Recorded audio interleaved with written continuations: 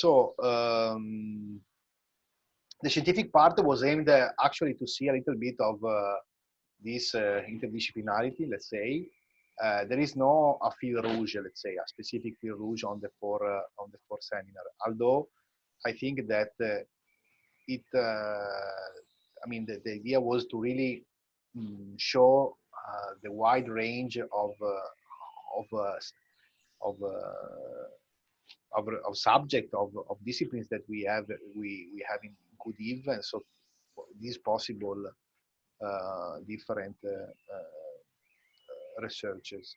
The first talk is from Anna Tovo, that she is working in our lab in Padova, and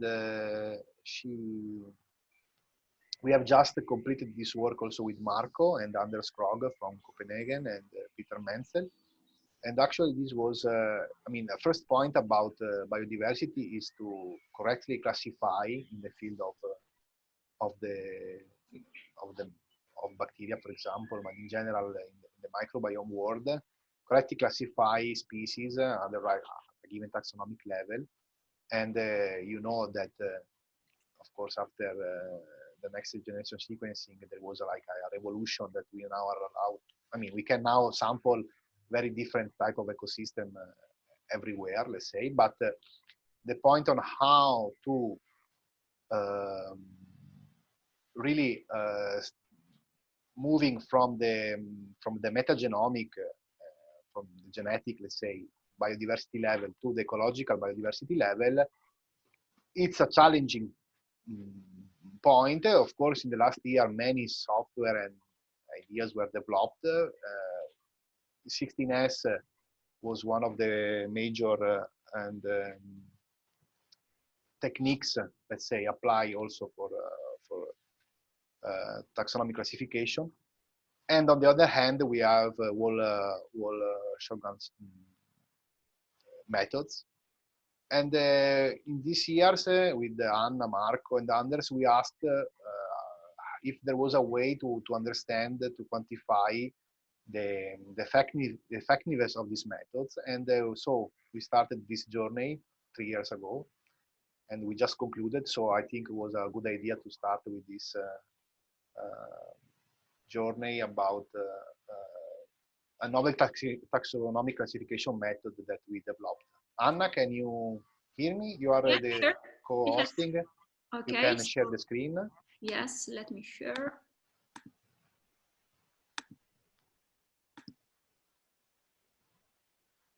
Okay, so can you see my slide?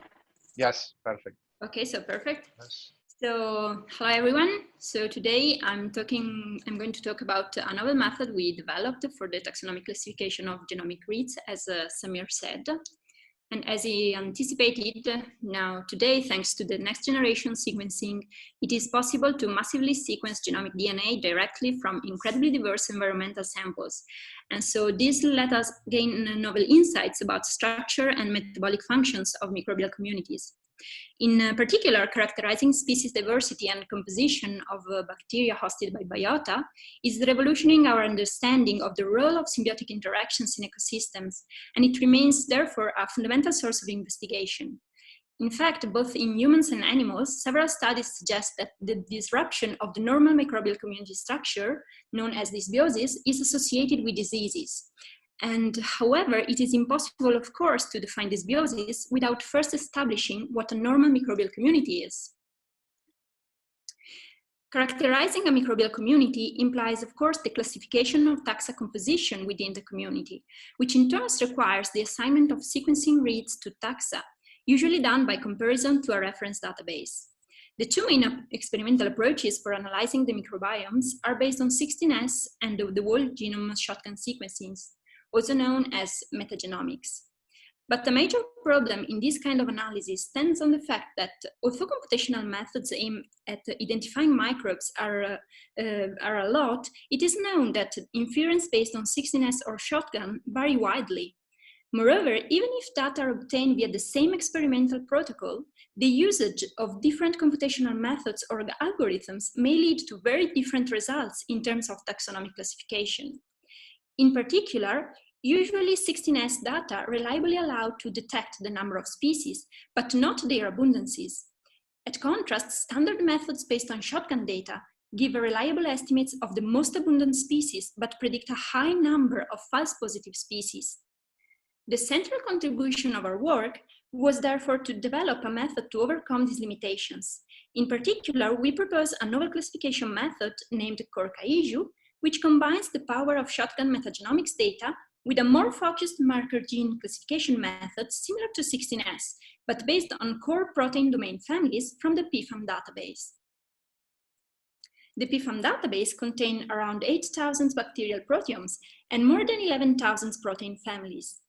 Our criterion for choosing the set of marker domain families is that we uncover the existence of a set of 10 core families that are typically present at most in one or very few copies per genome, but together they cover uniquely all 8,000 bacteria species in the PFAM database with an overall quite short sequence. In order to explore whether the expression of the core PFAM protein domains are correlated with taxonomy, we did the following. First, we downloaded from the UniProt database the amino acid sequence of each PFAM along the different proteomes. Then, for each family, we computed the Moreau-Levenstein distance between all its corresponding amino acid sequences. DL distance measured the edit distance between two strings in terms of the minimum number of allowed operations needed to modify one string to match the other. Such operations include insertion, deletion, or transposition, which are common errors occurring during DNA polymerase. And so this analogy makes the DL distance a suitable matrix for the variation between protein sequences. After computing the DL distance matrices between all the amino acid sequence of each PFAM along the proteomes, we performed the multidimensional scaling on the DL distance matrix we obtained. This step allowed us to reduce the dimensionality of the space, describing the distances between all pairs of core PFAMs of the different taxa and visualize it in a two-dimensional space. So what we did is we plotted the sequence point into this new principal coordinate space, and we colored them by phyla. By simplicity and to have a more immediate sight, we only conducted the analysis for sequencing points corresponding to the 5 most abundant phyla, which in our case were Proteobacteria, Firmicutes, Actinobacteria, Bacteroidetes, and Cyanobacteria here. In general, we observed a two-case scenario. For some family, as this one on the left, Actinobacteria and Proteobacteria sequences are grouped in 1 or 2 highly visible clusters, whereas the other 3 phyla do not form well-distinguished structures, being their sequence points very close one to the other, especially for Cyanobacteria and Firmicutes. For other families, as this one on the right, all 5 phyla result to be clustered, suggesting a higher correlation between taxonomy and amino acid sequences. These results suggest that some core families, for example the ribosomal one, are phyla-dependent, whereas others are not directly correlated with taxa. So what we did, we created an updated version of Kaiju, which is an open source program for the taxonomic classification of whole genome sequencing reads, where sample metagenomics DNA sequences are firstly converted into amino acid sequences and then compared to microbial protein reference database. In particular, we created 2 protein databases for Kaiju. The first one only contains the protein sequencing from the core families we identified, whereas the second database is the standard Kaiju database based on the bacterial subset of the NCBI reference database. Our protocol, which we call the CORE-Kaiju, follow the following steps. So first, classify the reads with the Kaiju using the reduced database with only the core protein families we identified. Second, we classify the reads with the standard Kaiju, using therefore the normal NCBA database to get the preliminary relative abundances for each genus. We then discard from the list of genera obtained in point 2, those having absolute abundance of less than 20 reads in the list obtained in 1. And this threshold sort of represents our confidence level on the sequencing pipeline. And finally, we renormalize the abundances of the genera obtained in point 3. We firstly tested our approach on 3 mock communities where the abundances of the 7 present bacteria species were known, and showed that our protocol has a higher accuracy than other classification methods, overcoming in particular the problem of false positive species of shotgun methods, so that we can both estimate biodiversity and abundances as well. For the taxonomic analysis at the genus level through 16S techniques, we evaluated the performance of DADA2 and SHIM2 pipelines. As for shotgun libraries, we tested the standard KI and Metaflan2. Our goal was to quantitatively compare the performance of different methods in terms of both biodiversity and relative abundances. As for the first, we chose to measure it via the F1 score applied at the genus level. More precisely, we defined the recall of a given taxonomic classification method as the number of truly positive detected genera TP over the sum between TP and FN, which instead is the number of false negative genera, so those present in a community but missed to be classified. In contrast, we defined the precision to be the ratio between TP and the sum of TP and FP, which is the number of false positive genera, so those not present in a community and thus incorrectly detected as present by the method. Finally, the F1 biodiversity score is twice the ratio between the product of recall and precision and their sum. We can notice that the core KIJU outperform all other methods in terms of precision and recall. In particular, since the pipeline led to 0 false positive and only 1 false negative genus, the resulting precision and recall were 1 and 0.86 respectively, which result in a F1 score of 0.92. We also show here the R-squared values obtained for the linear fit performed between true and predicted relative abundances. While F1 describes the overall accuracy in detecting the correct number of genera, the R-squared values give the correlation between the taxa abundance measured by the pipeline and the real composition of the microbial sample. In all cases we analyzed, the predicted community composition was very good captured by our method, with an R-squared values of 0.97. In the top panel here, we show the true relative genus abundance composition of a mock community versus the one predicted via the different tested taxonomic pipelines. As we can see, both core KIJU and Metaflan2 give a very good estimate of the number of genera in the communities, whereas all 16S methods overestimated it. Moreover, both standard KIJU and Kraken2 predicted a number of genera much higher than the true one. Finally, fit with the standard KIJU and core KIJU of the predicted abundances displayed a higher determination coefficient with respect to all other pipelines, which instead gave comparable values.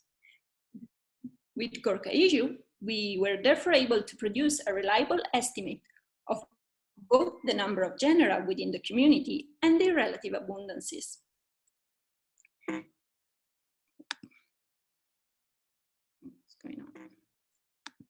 Okay.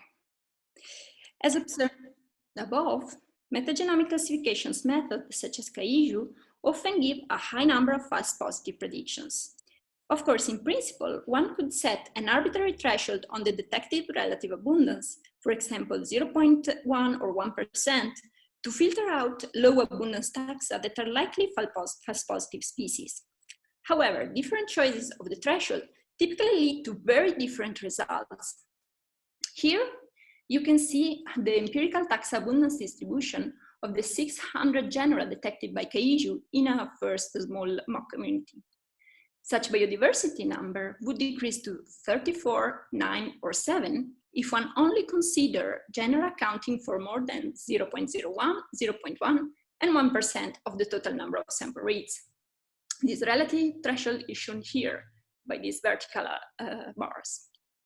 Moreover, looking at the empirical pattern, one can notice that there is a main gap between genera covering a fraction of less than 5 times 10 to the power minus 3 with respect to the total number of reads, which are the black points, and those covering a fraction higher than 2 times 10 to the power minus 2, which are the green points, and the red one.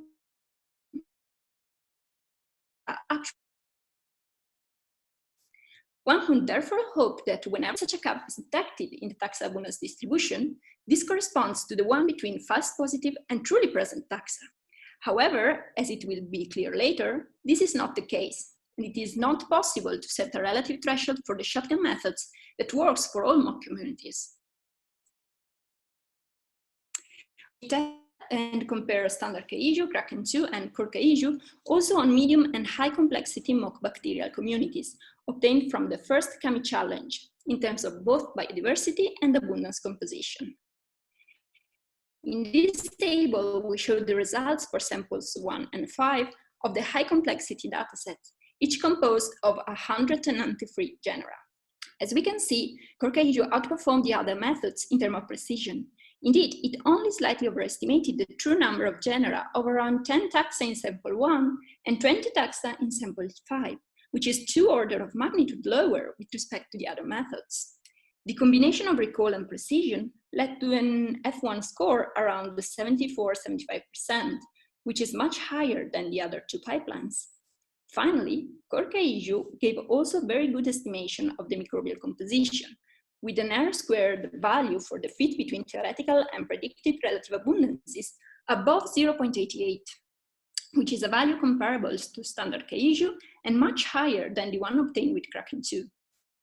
On the other hand, when using in standard K-issue a relative threshold of 1%, so to reduce the number of false positive taxa, as suggested by the previous analysis, the number of predicted taxa is in this case, which is strongly an underestimation of the real biodiversity of the samples. So this fact reinforces our choice to put an absolute threshold on core K-issue instead of a relative one on standard K-issue. Last, we applied core K-issue to empirical datasets, and in particular, we analyzed a cohort of 26 healthy human fecal samples. We applied standard K-issue and found 2,100 bacterial genera on average. The right panel here shows the empirical taxa abundance distribution of one individual.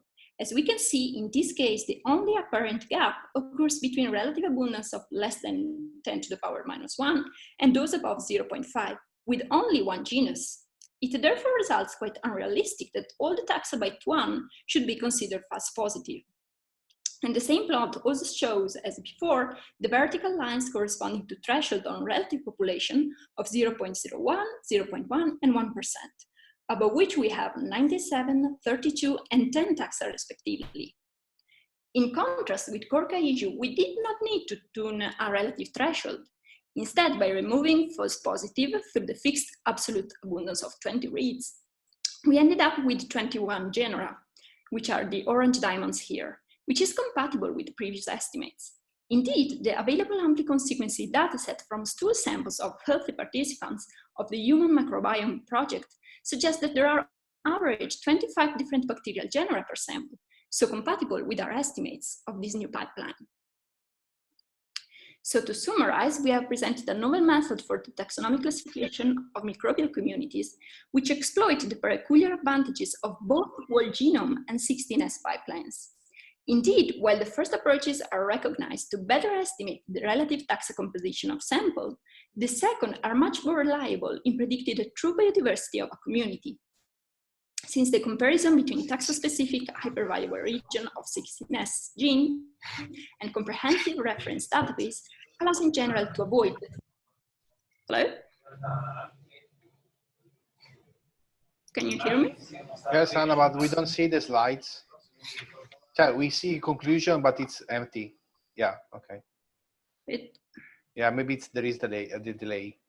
Oh, well, probably yes. Okay. I'm so sorry, my connection is not is not the best. Don't worry, you can continue. You can continue. Okay. So second, we identified a class of 10 domains, here denoted by core PFAMs, which on the one hand are present in an overwhelming majority of the proteomes, covering the whole domain of known bacteria, and which on the other hand occur just a few times in each of them, thus allowing for the creation of a novel reference database where a fast research can be performed between sample reads and PFAM amino acid sequences. So, is it working? Yes, yes. Okay. Tested again both mock microbial communities of different levels of complexity, the proposed updated version of K-issue, core K-issue, outperformed popular 16S RNA and shotgun methods for the taxonomic classification in the estimation of both total biodiversity and taxa relative abundance distribution. In fact, by fixing an absolute threshold with Korkaiju, we were able to correctly classify the biodiversity in all samples of different size and complexity, while keeping a very good performance in the prediction of taxa abundances. A promising result paved the way for the application of the newly proposed pipeline in the field of microbiota interactions, which is of course a rich and open research field which has recently attracted the attention of the scientific world. Having a trustable tool for the detection of microbial biodiversity, as measured by the number of genera and their abundances, could have indeed a fundamental impact in our knowledge of human microbial communities, and could therefore lay the foundations for the identification of our main ecological properties, which modulates the healthy and ill status of an individual, which in turn, of course, could be of great help in preventing and treating diseases on the basis of the observed patterns. So let me thank my collaborator here in this project, as Marco and Samir here. And of course, thank you all for your attention. Thank you, Anna. Very good. Nice talk. Thank you. Thank you. If there are questions, we can have like a small session of questions. Yeah, so I have a question. So this sounds like a very promising tool, but so you had 3 mock communities when you compared it to Metaflan. So is the difference to Metaflan significant given that you had only 3 mock communities? Sorry, I missed. So you had 3 mock communities. So can you then even assess significance? So the difference to Metaflan, can you even assess whether it is significant? You mean this different communities?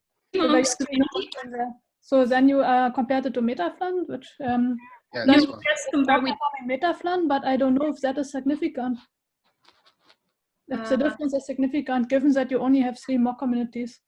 Oh yes, here are the results for the free mock communities, but we also compared the results on the first Kami challenge data set. Yeah, the Kami you show 2 samples, that's not much better the situation. So I'm just wondering if you are not a little bit based on very small sample number to conclude that your tool outperforms everybody else. So I would maybe be a little bit more careful, or at least assess significance. So whether the distribution of R square, for instance, I don't know, the F1, if it is really higher and for Quantitative than for Metaflan. So, Okay, sorry. No, please, Samir. No, I didn't get the comment about the Kami communities because we compare also all the results on Kami samples of both low, medium, and high complexity. But Caroline, you were saying something about the fact that the Kami is a different situation. No, I'm wondering if the difference in accuracy is significant given the low sample number between core kaiju and the others. Yes, so so it's not showing here, but Anna also beside it, so the 3 mock communities were the only one that we were able to find both 16S and meta-G data. In fact, if you have a suggestion about possible further test, would be great. The other samples that we apply, so these were much more samples and also of higher richness, was the Kami samples that, of course, I mean, they are synthetic communities, but Moco communities built using this Kami software. And also in this case, basically so we test the significance of the Korka-U also on the Kami samples of different complexity and different samples. So you actually have more than the 2 samples that we see here? We had 5 samples of the high complexity and 2 samples from the medium. Because the problem is to find the communities where the ground truth is known. Yes, of course. Otherwise you cannot, of course, compare the results. You can generate as many as you like, so you're not constrained by what is experimentally available. There's a mock community database, but I'm not sure they're always accompanied by shotgun data, so that may be indeed a restriction. But for exactly. Kami, I would maybe generate a few more samples before doing a big claim. Yeah, so in total we use we didn't generate the Kami samples. We use the Kami sample of the Kami challenge. Yeah. Of the first Kami challenge. Nothing stops you to generate more, right? Yeah, possibly with Kami you can generate more. Yes. So in total we apply to the Kami. In total we applied the methods on 10 samples of different. Because 3 of the mock communities plus 5 plus 2. So in total is 10 mock communities.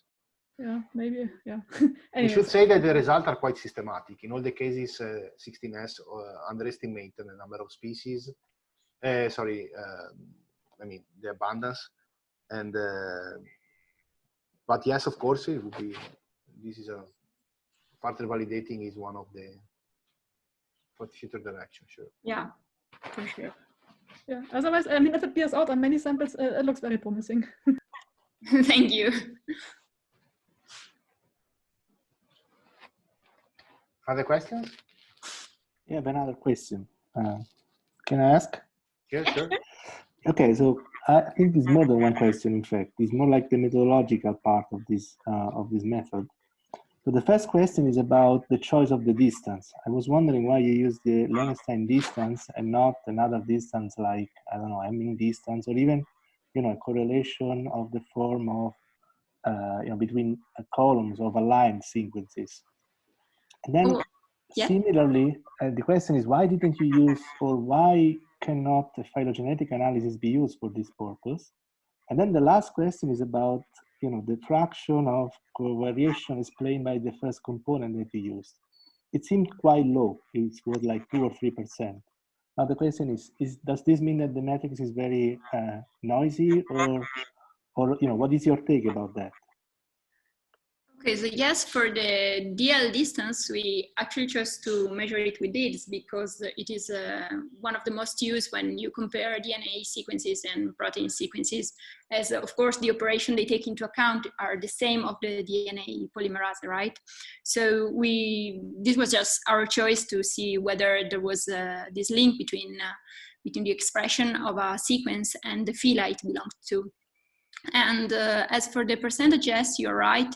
Indeed, for quite all the 10 PFEMs we analyzed, the principal components, the variance explained, are actually low. I mean, this is one, I guess, of the highest one. We actually didn't investigate it deeper, this fact. I mean, we just, our basic question was just to find a method to properly classify a microbiome, because we were interested in, of course, logical properties and sort of patterns like this. But of course, as I said, you have to keep in mind what a normal community is, and in order to do that, you must first have a protocol which is possible in detecting number of species and abundances. And this was just the first investigation of the core families we found. So the remark here is that this is not a result of the methods. I mean, this is just a preliminary analysis when we needed to understand and explore which kind of core protein families we could use in the method. And so we found like a family of 10 PFAM that was unique, let's say, to identify the different taxa. And at that point, we just have an investigation of the data. So this is not, I mean, there is nothing of the model here, just looking the data at the light of these core protein families. And basically the fact that you have very low principal components means that there is no like a trivial association between the phylum and this PFAM, okay? At the same time, I mean, this can be said just a posteriori. It looks like that this, I mean, there is a balance. Of course, we could take more PFAM. No, in the limit, we go back to the previous Caillou. Yeah. But maybe we could show that if we take the whole set of families, the the separation of the clusters in the principal component space is more enhanced. Mm-hmm. So because this is an analysis family by family, but in the end, when we do our analysis, we use all the core families. Yeah. So if we use the sequences of all the core families, maybe we can show that we can distinguish taxa more efficiently. Well, yes, but I mean, my point is that there is I sure. mean, in our classification method, there is not only, this is a part, right? I mean, if we could just distinguish looking at the piece, at the components, you would not need, let's say, the Caillou method, right? Yes. So a certain level, it should not work in a sense. It would be too easy. But yes, it's a good remark. Mm-hmm. And what about the phylogenetic tree? This cannot be used in general. Or if you now take all these proteins and you align them and you make up a tree, can you find taxa from there or not? I mean, classes of taxa, abundances and stuff, or not? I mean, I'm quite new to this field, so I might not know basic. We didn't actually we didn't do any phylogenetic analysis based on the PFAM. That's another possible. Okay. Yes, because we are totally new to to this field too, but it could be interesting. Yes. Okay. Thank you. Thank you. Thank you. Okay, so we can move to the next speaker. Matteo, can you introduce us? Yeah. Can you hear me? Yes. Okay. Yes. So another important point, one of the roots of the project of Quantitative was since the very beginning was all the stuff related to the so-called synthetic ecology. So the possibility to realize experiments in a controlled way to deal with microbial communities, and in this context, the role of microfluidics is very important because it is very suitable to address a question about the role of a surface, for example, in wall accumulation, or the role of a surface in colonization problems, and in particular also for compartmentalization, because it is possible to realize very controlled reactors, natural reactors like bubbles or droplets, where you can put inside communities and let them interact with other communities with a specific concentration of nutrients and also with cells. So in this context, there has been several activities dealing with microfluidics in applied to microbial communities, and one of them has been taken by the group in Warsaw, where Ladislav is working.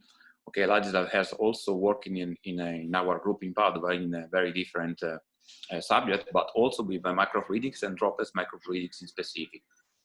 And so I'm happy to introduce Ladislav in this talk, who is showing how to use this technology also to parallelize and make real-time measurement of this kind of communities. So let's go, Lazzi. Thank you. Okay, thank you, Matteo, for the nice introduction. First of all, please call me Lazzi. I'm more used to this. Ladislav is the very official version, but Matteo and everyone who knows me calls Lazzi. Just like Lazio, without the O at the end. And today I will talk a little bit about what we are doing in our laboratory. With some introduction, I asked Samir if it is necessary or not, and he said that rather because not everyone is familiar with microfluidics. So first I'd like to introduce that one as well. And after Anna's speech, actually, maybe I put the focus somewhere else as I should have, but this let's leave to the end. Maybe I will have time to talk about some aspects of droplet microfluidics which could be used even in this in your experiments with this taxa. I think it is better if you like hear me out first, and then we will try to find some overlap in our projects. So I will share the screen. Host disabled. Can you please allow me to share my screen, because I got a note that host disabled participant screen sharing. Okay, you can do it. Okay, thank you. And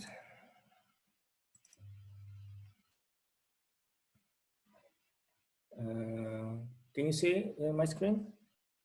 Yes, Yes, it's okay. You can put Okay. full screen. Yes. Yes, you can see. So it's, let's see. Good. Am I having a full screen also at your Yes, computers? yes. Okay. So I will talk about what is the droplet microfluidics and how to use them for different diagnostics. I will focus on especially on antibiotic susceptibility testing. So just very briefly, I'm in Warsaw. I'm working in Warsaw. However, I'm a little bit like lower somewhere here on the border of Slovakia and Hungary. And I was lucky to work with Matteo 2.5 years in the beautiful Padova. It was a great time, and I'm always thinking to get for some period of time there back, maybe for emeriture, we will see. Anyway, so then after doing my second postdoc in Padova in Matteo's and Giampaolo's group, I moved back to Warsaw. It's a very nice city with the old and new, like perfectly merged together in between these like mid of 20th centuries communistic blocks. And our institute is the Institute of Physical Chemistry, and we have a group of approximately 20-25 people. It's very dynamic. With Piotr Garstecki, the head of the group, Justina is in the administratives, and this group is like very interdisciplinary. We got chemists, physicists, biologists, and a lot of confused PhD students because of this, but there are very brave and doing well. So they will have a broader overview with time. And our scope is microfluidics, especially droplet microfluidics. I will show what is the difference. Microfluidics is like from the two words micro and fluidics. So the micro is like a miniaturization of something and going down a bit on the scale, which is the best known in electronics. What great advantages this might have. So like just in 100 years, we got from a calculator which was able to do simple like mathematic operations, but had a size of a room. Now everyone knows that where are we with microelectronics. But similar advantages of miniaturization can be seen except the computer and transistor science in, for example, like in fabric science. Or what we want to do is we want to do the same in biology and chemistry. So miniaturize the whole laboratories into a single chip, just like getting the room into one single chip. And that's why these microfluidic devices are often called also like a lab-on-chip devices. And here we are taking advantage of the small size, which is obviously like we have a much smaller volumes which we use, so we do not need so many reagents. It's therefore cheaper, faster. So it's and we will take like advantage of this so-called micro domain. So on this scale, even like physics and biology works a little bit differently. So from the point of view of physics, for example, we are working in the so-called laminar flow regime, where we do not have any mixing via turbulence. So inertial effects are negligible, and the mixing is usually either due to diffusion, or we have to think about it, how to do it with active and passive methods to mitigate the different fluid phases and achieve mixing. But much more important are here, for example, the viscous forces and the surface forces, and these two actually lead the whole physics behind microfluidics. And then one more thing is that the question is how many miscible or immiscible fluid phases are we using? We can use only a single one. I mentioned already that how like mixing like works on this scale, but we can also use like different fluid phases like water and oil, and like segregate them into like small content parts, small droplets, and do the magic here. So I will go back to this one, just a little bit back to continuous flow fluidic, microfluidics. So actually, microfluidics can be applied for diagnostic purposes in many ways, and it could be like a really like a series of seminars for this. So I just mentioned very briefly two of them. Recently, we are working, for example, like coupling a microfluidic device with a simulated Raman spectrometer and apply it in cancer research. The idea is that we deliver white blood cells, which may contain some leukemia cells as well, in a microfluidic device in a very controlled way into the objective of the Raman spectroscope, stop them. The Raman signal is very specific, so we can learn a lot about these individual cells. And if we create a database and we recognize the leukemia cells, these further can be then sorted and processed, made another types of analysis on that one. Another type of application is where we were investigating a specific molecule, this TMAO, which is produced by, which is in abundant amount in, it's called fishes and other seafoods. And researchers noticed that the intake of this molecule reduces the mortality rate in rats which have a high blood pressure. So we made some experiments in a collaboration of multiple medical institutions and other research institutions. So this is the microfluidic part where we were mimicking actually the heart beating of a rat. And we were examining that how actually this contraction, expansion of a heart may act on the specific protein. So, but we are really interested in droplets. And for that one, first we have to generate them in a very controlled way. So the three most common methods are the co-flow, the T-junction, the flow focusing system. But recently it's emerging another type, which is which is called the step emulsification system. This has a great advantage and the potential for commercialization, because it is much easier to do droplets with a uniform size, which is called the monodisperse, like a size distribution, on a large scale. So here is one of my older experiments where I was doing 1,000 channel emulsification. Each of the droplets has approximately like 7 or 8 micrometer of diameter that are highly monodisperse, having the very same size. So now I go to so much about the introduction about microfluidics. The second part of the introduction is about antimicrobial resistance, which, as I understand, is much closer to most of the biologists. So in general, like antibiotic resistance is starting to become really a major threat to public health all around the globe, and it is predicted that in 2050, actually, it will be the leading cause of deaths. Bacteria are getting resistance against antibiotics, which previously killed them very fast.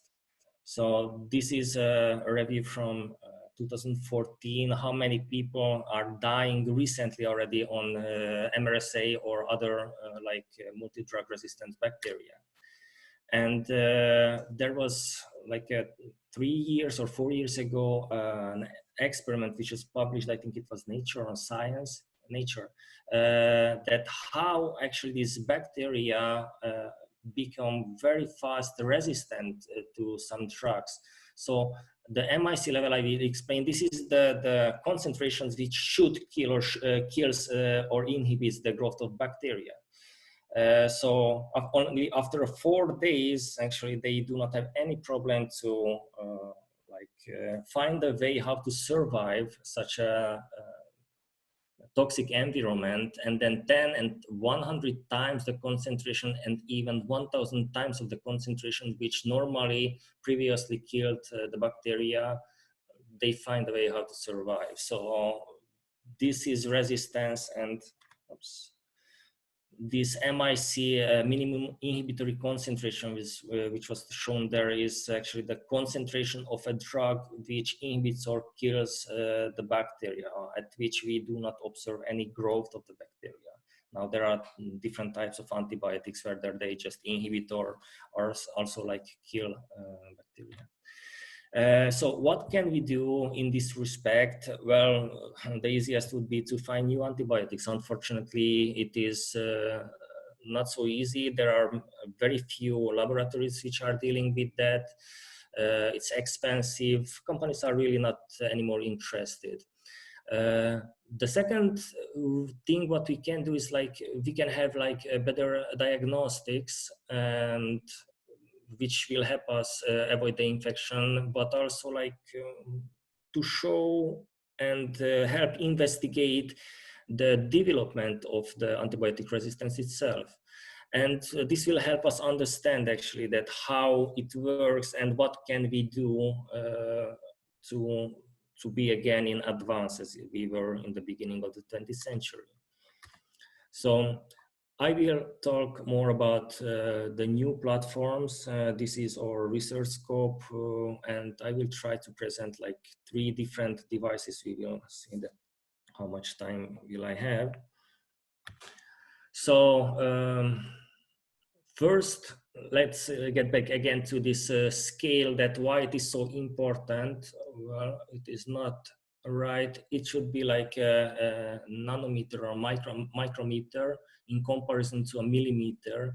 So if I have a droplet where I encapsulate bacteria, then having a 1 micrometer diameter droplets, I can encapsulate 1 single bacteria. This is a CFU colony forming unit, which biologists use for any kind of living organism or pathogens, which can then multiply.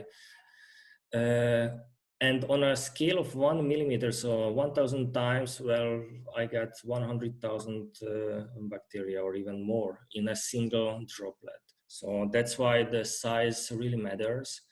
And then how I can compartmentalize this, like a micrometer droplet. I can have in different, each of the droplets, some different chemical environment. I can control that, which is very important. This is in single phase flow.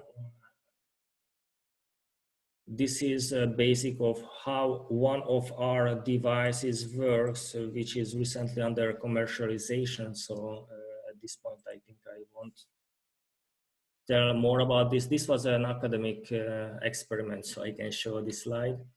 But the point here is to get the molecules of interest, or in this case, the cells of interest, into this small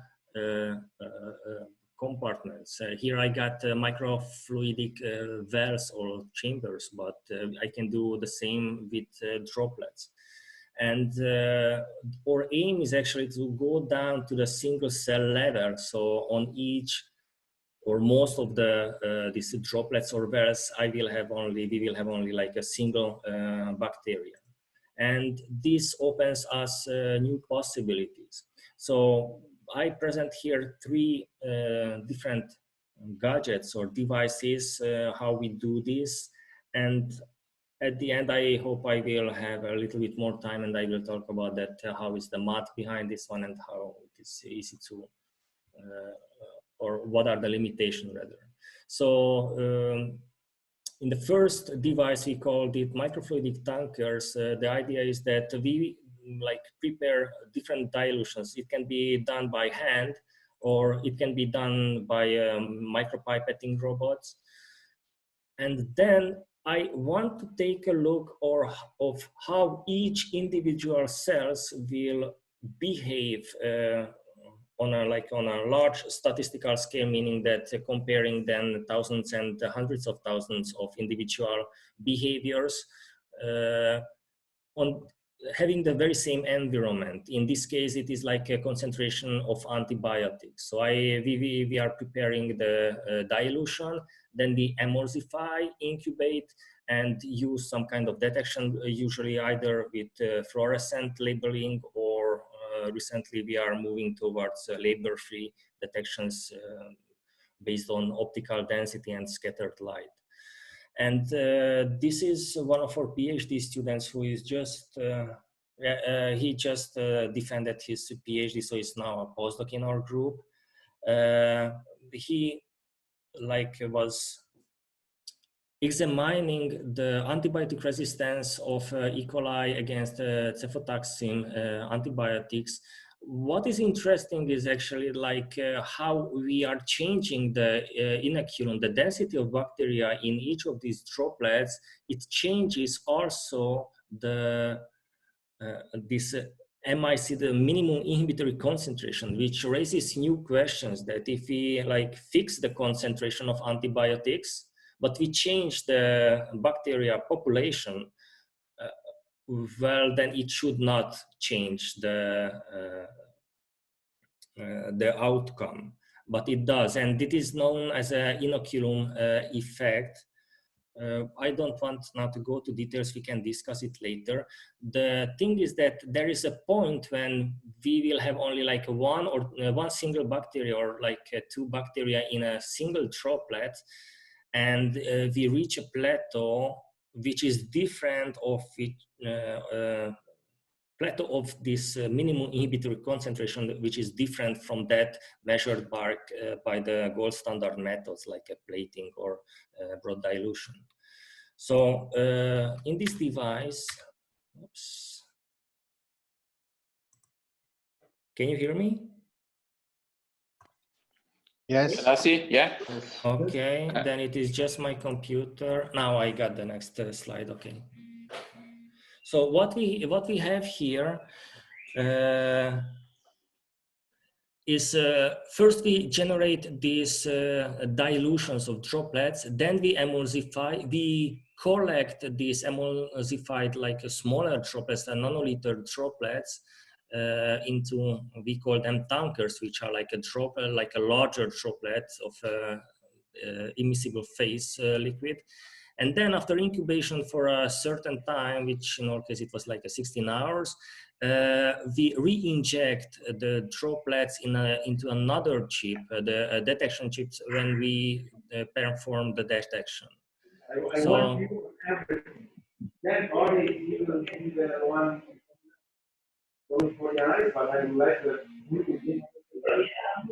sorry, it is for me, or I hear some background noises.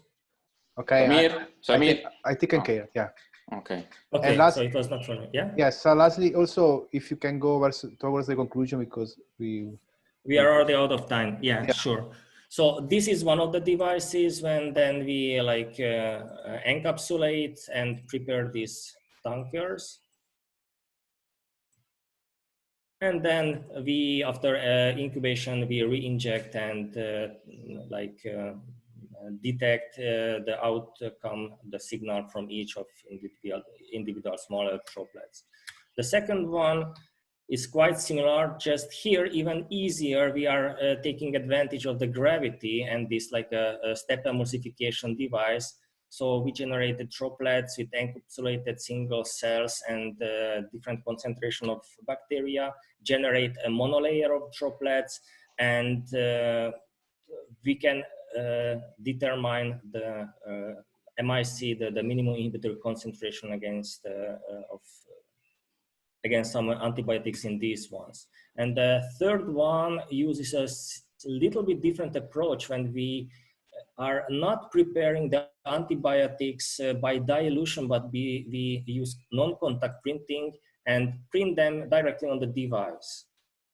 So the antibiotics in like a desired concentration are printed into these microvels. This has like a few tenths of a nanoliter volume.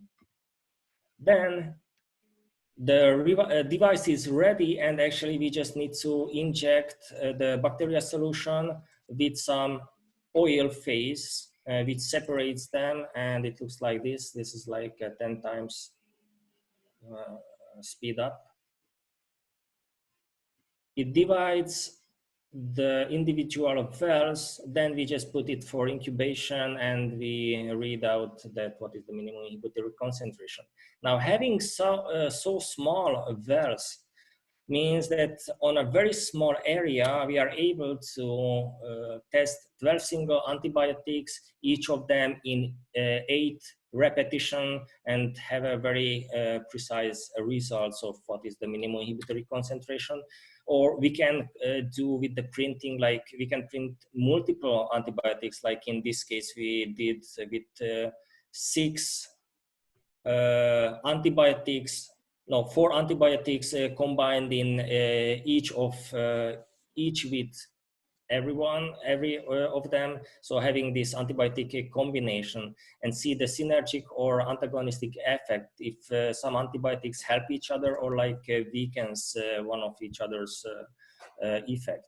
Or we can look at the very dense, we can generate very dense gradients and then see that what is actually happening where the bacteria are alive and then they are dead. So it is not like a sudden jump, but there is some statistics, and this is actually like a really interesting stuff which we are focusing now in our recent results. We can talk maybe later about this one. But to conclude it, so microfluidics really is a great tool, not only for antibiotic microbial resistance, but in diagnostics in general. And the simple solutions, the 3 which I presented are just examples, can be really effective. And using droplets is an interesting tool for looking at this susceptibility and the development of the resistance. And actually, this one would require a second part where we could talk about that, how actually this changes when we are taking a look on a single cell or single molecule level in compared when we are like dealing with colonies. So, but thank you very much for your attention, and sorry for the extending my time. And if you have any questions, I would be happy to answer. Okay, thank you. Thank you, Lassi. I think we have time just for some quick feedback, a couple of questions. What do you think, Samir? Yeah, okay. So we'll take one. I didn't get one point. So in this kind of experiment with antibiotic resistance, so basically you can even doing it with multi-species. So you're using a single species of bacteria, or you can also using multi-species? Yeah, well, this is actually the point which I did not prepare so much of the presentation, but could be interested for you, for example. Yeah, we are doing with the single cells, so far only single species, but we can make a very large map gradient of different antibiotics against which we are exposing them. What would be interesting, and we just started the work on this, is how about like having different species, and that would fit perfectly into this Quantitative program, and that one of our like aims, how we would like to contribute. This one, well, maybe. So when we are, I do not have the math here, unfortunately, but we were doing like a similar experiments, screening like different antibiotics, differently color coded, having only a single species, single bacteria species. How we do this one is like, we use the Poisson distribution, knowing that what is the size of the single cell and what is its density in a bulk, then I know that how to divide in what kind of counterparts to have mostly single cells. In some cases, I got 2 cells, which is like approximately this like 2% maybe, but 92% I got with single cells. The rest is like 2 cells. In some rare cases, I got 3 cells. What is not shown here, that this is from all the positive droplets which encapsulate some bacteria. But in general, this is only 10%. If I want to have like a high rate of single cells, then I encapsulate approximately 10% from all of the droplets, and the 90% are empty. This can be simply calculated by the Poisson distribution. Thank you.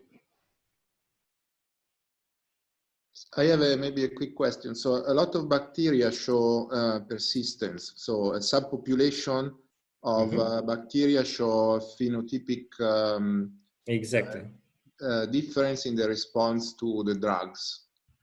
Do you see this? Or yes, actually, this is our aim, and we are now focusing. I did not show here any results from that part, but this is which we are really investigating, that this phenotypic heterogeneity and heteroresistance, meaning that what we do is we encapsulate now single cells, expose them to like different drugs and change conditions. For example, what happens when we expose the bacteria previously to some sublethal concentration of antibiotics, and only after that one we will apply some other type of antibiotics. And what we see is actually that how the heterogeneity, this spread of distribution changes. So there are much more which are dying at very low concentrations, but there are much more of the survivors, and this can be then divided at which develop the resistance, which are so-called persistent cells, which actually just like fight with a different mechanism. So yeah, the great advantage of droplet microfluidics and the single cell analysis is opens a completely different look at biology. Okay, thank you, Leslie, again. I think it's time to move to the next speaker. Okay. So I want to thank Caroline Faust for having accepted our invitation. So Caroline recently is a assistant professor at Q11, and she's interested in analysis of microbial sequences data, modeling of microbial community, system biology in general, system maybe microbial ecology also.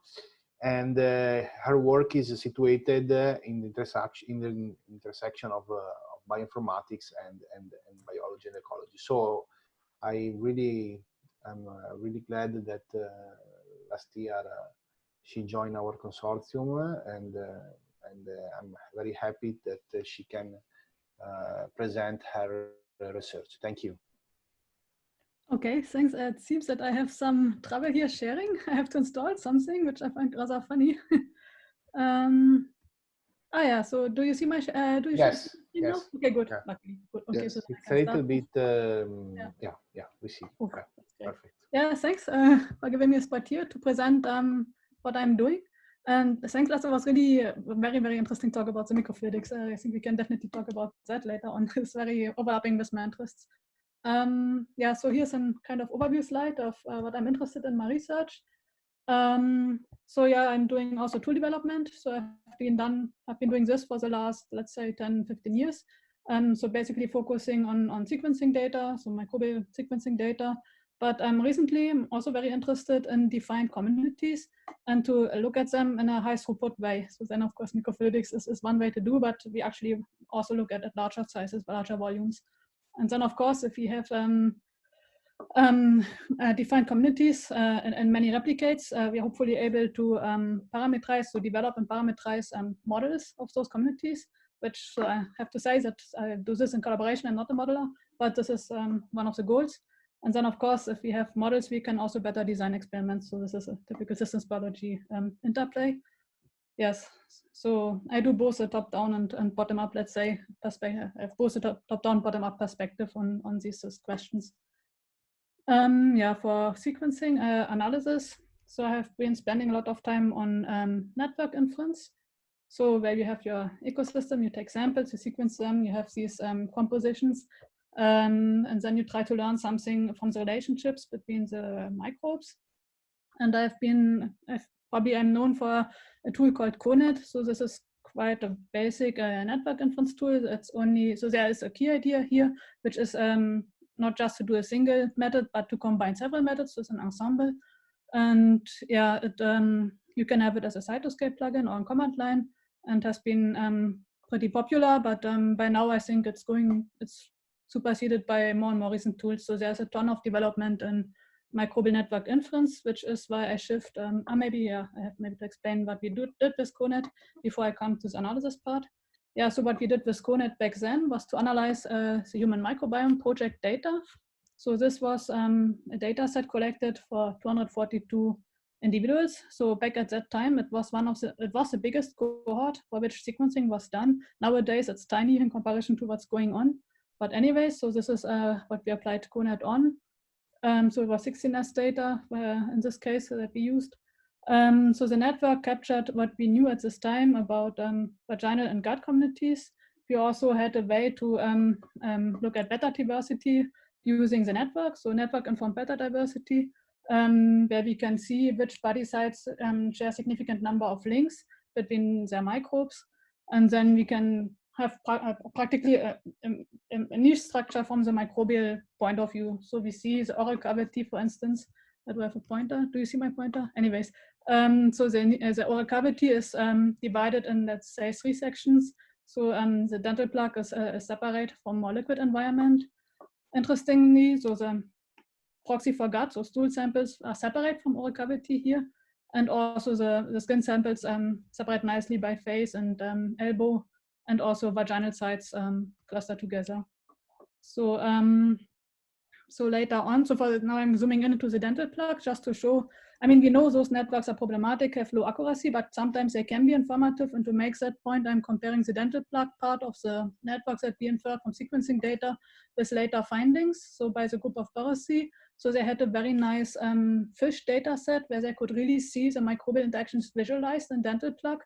And then we see that there are several layers. So on top, there are the oxygen tolerant bacteria, and then more in the middle, you have the more sensitive ones, and they actually also separate in the network. And we also see actually this link between the leptotrichia and capnocytophaga actually really confirmed here that they're really really interacting. Let's be more careful, physically co-occurring here in the intermediate layer, so that we could have at least a part of a validation of a further validation of our network prediction. So these networks are not altogether useless. So as I said, we are moving on from network inference now in my group towards analysis, because I think there's still a ton that can be done there. And as I said, there are also a ton of network inference tools, but not so many analysis tools.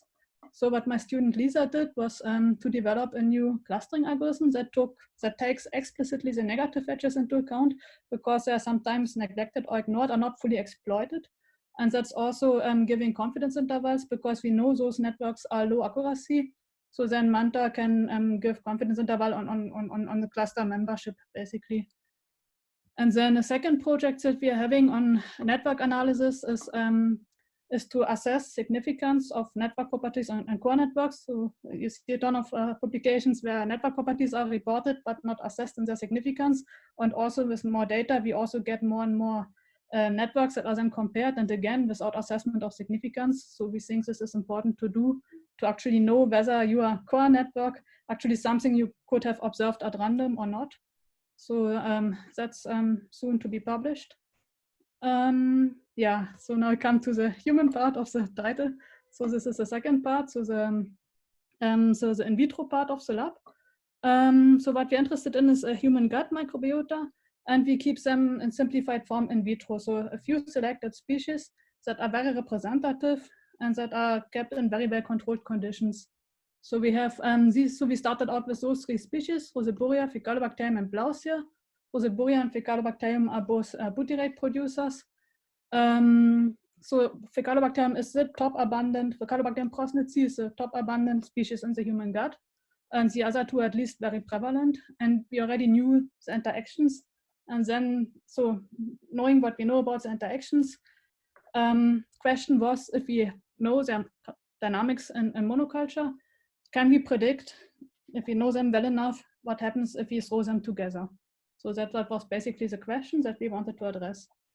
So, and what we did then in collaboration with the VAST lab is, with Jeroen was that we put the bacteria in monoculture and co-culture in bioreactors in batch, so very large volume here.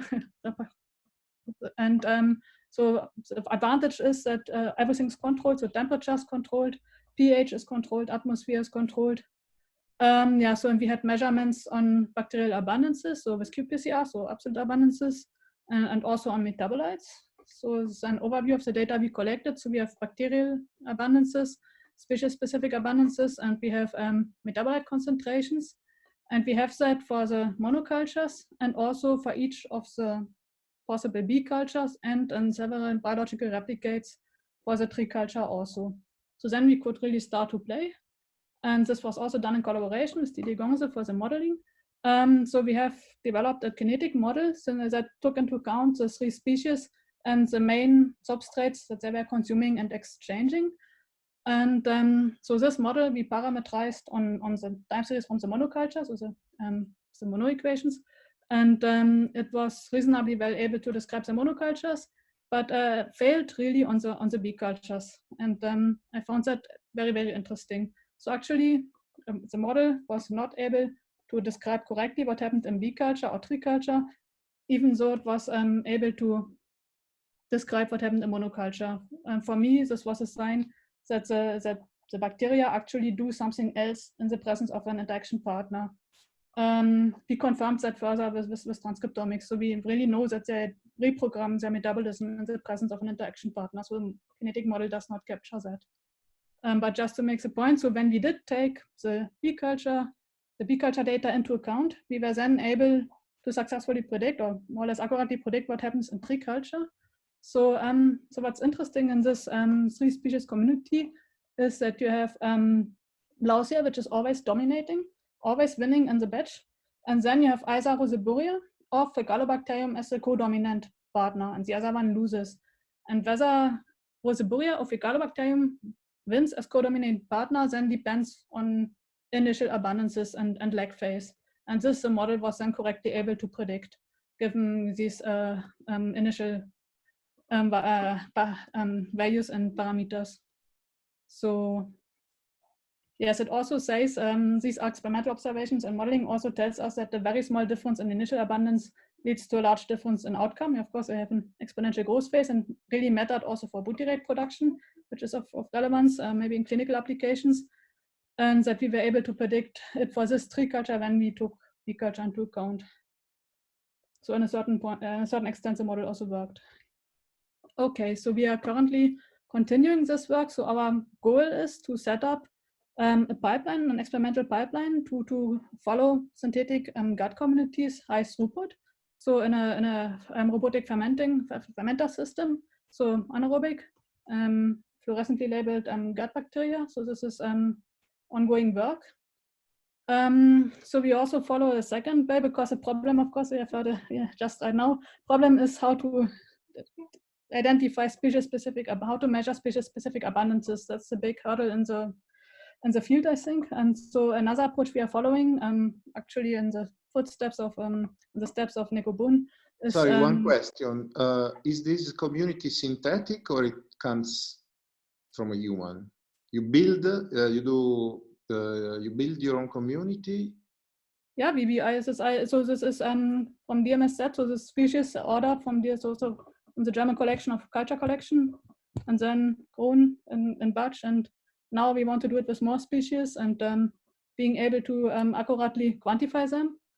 And yeah, this is in vitro, but very well controlled in vitro. So so then the second approach, so one way we try to I mean, what people normally do 16S, right? And 16S is not very accurate, so we try to do other ways. We did qPCR just in the project that I just described, but this is extremely cumbersome, very full of effort. So what we do now, so of course we also try to fluorescently label them, but that's also very risky. So what we try now is to see if we can use machine learning approaches to tell apart the bacteria in flow cytometry data. And that is also ongoing work, and we have first success with very low species number. So if we have 2 or 3 species, we are more or less able to tell them apart, and they're not labeled specifically, but just because they have different properties in the side scatter and forward scatter and so on. So and we are not the only ones who do that. I have another question. So how do you guarantee the stability of this community? I mean, you mix the species, but they could fix or go extinct in relatively short times. Yeah, so we were not yet there. So because we worked in batch before, so then of course anyway we cannot say anything about stability. And here in the methodological establishment, we're also not yet looking at that. But for chemostat, there have been people who have worked with species, with communities of gut species up to 13, 14 species, keeping them for weeks together stably. So that I know. So there's some hope to get them going together. Usually, as far as I know, those people were not very successful with the synthetic approaches, but they basically take stool from patients, they put it... I know the stool from patients. I'm telling you that there are experiments, I will send you the papers, of 13, 14 species in a synthetic community, 3 to 4 weeks stably controlled in a chemostat, grown together without crushing. So McFarlane is one paper, and in Zurich I've also contact with her, Annelies Gerners, so she also managed to do that with pre-culture with beads. So that is really great, so you can do that. Yes. Yeah, the fecal communities everybody's doing, but I find that less interesting because yeah, you have less chance to know exactly what's going on. So that we also plan to do, also ongoing, is to do a metabolic model. So I've just said we had a kinetic model for the 3 species community, and it hit its limits because the bacteria reprogram metabolically. So so we will just explore if a metabolic model could deal with this, could predict the way in which they respond to an interaction partner. So, and that's also ongoing, so I cannot yet tell you much about it. Yes, that's basically it. So voila, thanks. Thank you, Caroline, for interesting talk. I might start with a question, and no, sorry, Oliver, please. Oliver. No problem. No, go. Just wondering, I think this is really interesting. You said, like, from the data, from the fits to single species, you could not reproduce or predict the community, either 2 nor 3 species community. And you mentioned briefly that the model was based on simple Monod equations. Yes, so, it was Monod. Yeah, so did that have any kind of cross-feeding? Is it, like, I wonder, is the conclusion that even with cross-feeding you cannot predict it? So there must be something deeper going on. Yeah, we had the sorry, I'm sorry. Yeah, please. This was my question. This was a funny point. This was a very interesting point. We knew that crossfed, and we see it here. You see the formate coming and going back. I don't know if you can see it, but so we knew that crossfeed, and anyway, we were not able having this crossfeeding because we took formate into account in the equations. It was still not able to predict what happens in co-culture because I think the kinetic parameters themselves probably change because the pathways get different weights or whatever. So that's my interpretation. We did see in transcriptomics data that there was a lot of significant change in gene expression from mono to full culture. Yes, okay, this could be, because I mean, even a single E. coli or yeast, you can, with a very simple model, not explain any dioxy or something. Yeah? So yeah. you need always to build in some other regulatory mechanism or some storage material or whatever. So we had Sakuro there who gave a very nice, you have a very nice work on that. Yeah, Sakuro explained very nicely the deoxic shift in Leuven. She came recently. Yeah. Yeah.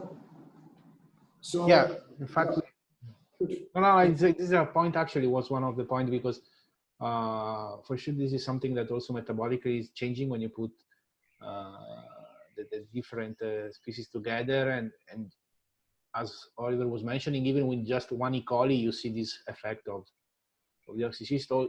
I mean, it's very important also in this case, the nutrients that you are using in these monocultures are, I mean, this also may have an effect, an important effect, and because you can have release of, and so maybe having a framework where you can take in account this. Actually, one thing that we are working on, because this is something that would be very interesting if maybe in future we might, because we are going beyond what we just published in PLOS computational biology, and trying to connect actually the work of Waugh, Terry Waugh, where they find this constraint at the cellular level on the proteome, and the consequence that they leads at the ecological scale. Okay, so try to understand how metabolic strategies change depending on the constraint of the, because in this case, then maybe just looking at the proteome, so the gene expression, you may have some indication how the ecological parameters are changing. So this one.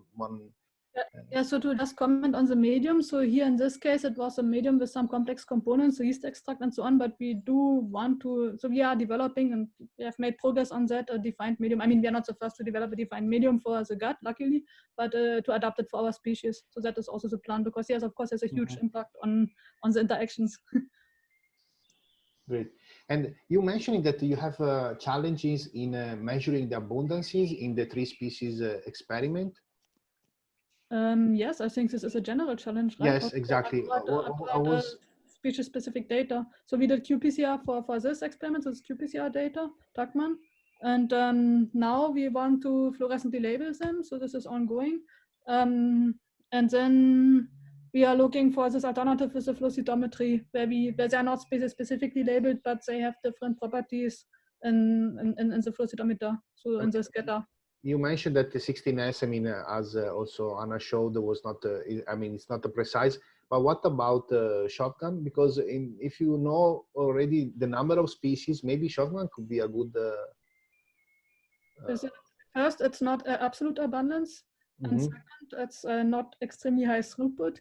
And third, I'm not entirely convinced that this, I haven't seen yet a lot of mock community data on shotguns, so I would want to see those. If they look better than those from 16S, yeah, it could be considered. Okay.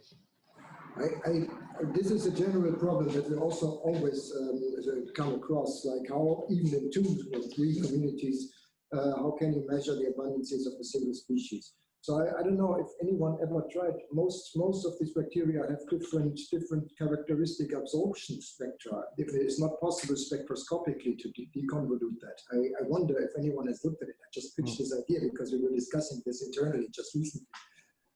Sorry, but if the community is synthetic, could you just barcode? What do you mean? Synthetic you can, yes, and they barcode your species and. You mean it's fluorescence, or is there any other way? Yes, of course, but it's not very simple to insert a fluorescent marker and then keep it there. No. You barcode by sequences, and then you use high throughput sequencing, but then you look for your barcodes. Ah, okay. So to pre-insert. I've never considered this. Is interesting. I don't know. I cannot tell you. They've recently assembled a library of, I think, 1,000 mutants of a green algae, which they all barcoded. So you can throw these mutants together and see how they compete against each other. And this, of course, must be possible for different species as well, if it's synthetic. Yeah. Can you send the paper or tell the author? Can you let me know the author? Yeah, it's Michael Schroeder will know. I will have to look for it as well, but I can check. You can also check for this barcoding, I think, Agresti or Jean-Christophe Barret. And the Weiss Laboratory at Harvard University. So this is Schroda, S-C-H-R-O-D-A. R-O-D-A. Okay. Schroda. Yeah. Schroda, like we think it is written in German. Anyways, I will find, now that I'm barcoding and something like Schroda, I will find. Yeah, that's low Chinese, so get it.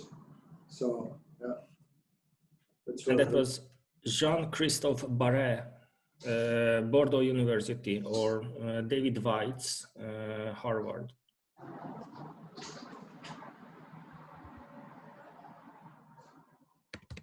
And you have seen data for that on mock communities? I haven't. So we don't know. No, that was another one. Wait, I think for more communities, it was Kulesa. It was a recent PNAS paper, I think. Let me check. Okay, yeah, so definitely Yeah. have a look at it. Have a look at it. I'm open to various But this is actually a really challenging. I mean, this is something that it's really a key point. So that's something that it works to. So thank you. There is any other questions? If not, I thank again Caroline and Marco will introduce the last two speakers. First, okay, so our next speaker is Cristina Havas from IFOM, and she has a very different background from anyone in this network. But she joined 2 years ago. She comes from cancer biology, but she has idea about ecological community principles governing basically stable diversity in cancer. And she will talk about that today. Okay, thanks, Marco. So let me see, I'll share my screen.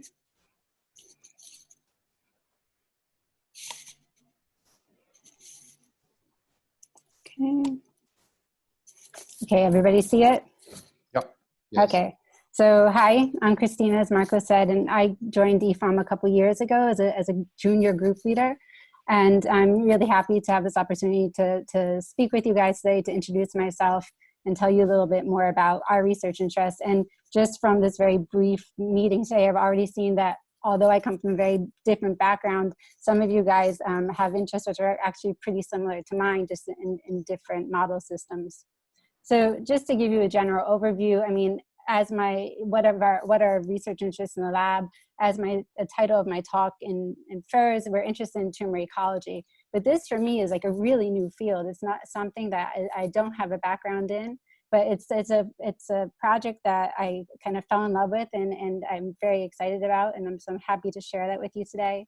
I think we have two other projects in the lab, which are, for me, a little bit more historical in terms of their nature. So previously, I've been working on the role of lipid metabolism and tumor reoccurrence. And so the other two projects in the lab are really centered more around lipid metabolism, specifically focusing on the role of lipid droplets, which are the lipid storage organelles of the cell. And we're interested not only in understanding what do these lipid droplets do in terms of metabolic reprogramming, and this project is the project in which we're interested in looking at the lipid droplet associated proteome, but we're also interested in how the presence of a heightened amount of lipid droplets in tumor populations could affect cell mechanics and potentially also affect the tumor cells population to sense mechanical cues. But so our model system, so today I'm going to talk to you about our ecology project, and our model system, my model system has been for many years breast cancer. We know that breast cancer is still one of the most frequently diagnosed cancers among women, and with over 500,000 deaths per year attributed to breast cancer worldwide, it's also one of the leading causes of cancer-related death in women. Now, these deaths, we know, are largely attributed to tumor reoccurrence, and this tumor reoccurrence is due to really the inability of therapies to effectively target the primary tumor, and they leave, and because they're not completely effective, they leave what is generally referred to in the field as a minimal residual disease, or a resistant population of cells. So we started thinking about what are the hurdles to effective therapeutic intervention, and we started thinking about that what is emerging not only for breast cancer, but for many different tumor types, is that one of the major hurdles is intratumoral heterogeneity. So it's actually something I hadn't thought too much about, in all honesty. But when I started thinking about this, and I started thinking about what is the process of evolution from a healthy mammary epithelium to an invasive malignant tumor, what became immediately apparent was that cancer development within an individual is also an evolutionary process, which in many respects mirrors species evolution. So species, we know, evolve by mutation and selection on individuals in a population, and tumors evolve by mutation and selection within the context of a tissue. But this selection issue for us became a bit of an issue because we thought, thinking from potentially a very naive background, we started to think, but in the background of a strong selection, how could such a heterogeneity evolve? And so then we started to think, potentially, could ecological interactions provide a mechanism for stabilizing this diversification that we know is arising during tumor onset and progression? And so I think that the concept of approaching ecological principles to tumor biology is not new. Many people have already started to do a lot of really groundbreaking work in this field. And even if we take, for example, the traditional hallmarks of cancer, which was proposed many years ago now by Weinberg, many of these hallmarks of cancer that are frequency dependent, such as self-sufficiency and growth signals, evading apoptosis and immune systems, neoangiogenesis, and metastasis, all depend upon interactions between the cancer cells in the local microenvironment. But we actually wanted to take a much more reductionist approach and say, if we exclude for a moment the microenvironment, could we find any evidence for interactions within the really base component of the tumor itself, the tumor cells? And we think that there's actually really good evidence also for this, although it hasn't been largely explored. And so the evidence that currently exists is number one, in terms of metastasis. So really elegant work done by the EWAL lab has shown that metastatic outgrowths are much more successful in the background of a multi-clonal seeding than a single clonal seeding, suggesting that this multi-clonality is essential for outgrowth at distal sites.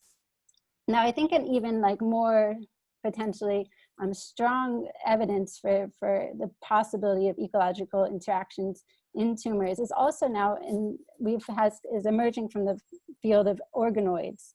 So organoids, for those of you who are not aware, are kind of like the new model system in tumor biology. But organoids have been developed now for many, many years. And organoids originally for looking at tissues are structures which are physiologically, maintain many physiological characteristics. And traditionally they're derived from a single stem cell, which are, through proliferation, able to give rise to these physiological structures that retain many of the physiological kind of composition and organization of the tissue of origin. But when people started trying to use these in tumor biology, what became immediately apparent was that it is almost impossible to establish a clonal organoid from a tumor. The only effective way to establish an organoid from a tumor is through the seeding of a population of cells, which kind of, to me, screams that there must be interactions within these tumor populations and that they're most likely functional. So when we started thinking about this, we started thinking about what are examples of evolving communities in which there are interactions. And of course, we look to the microbial world, because this, I think, has probably been much, much better studied in microbial communities, although I understand that there's still very much a continuing debate about how these interactions evolve.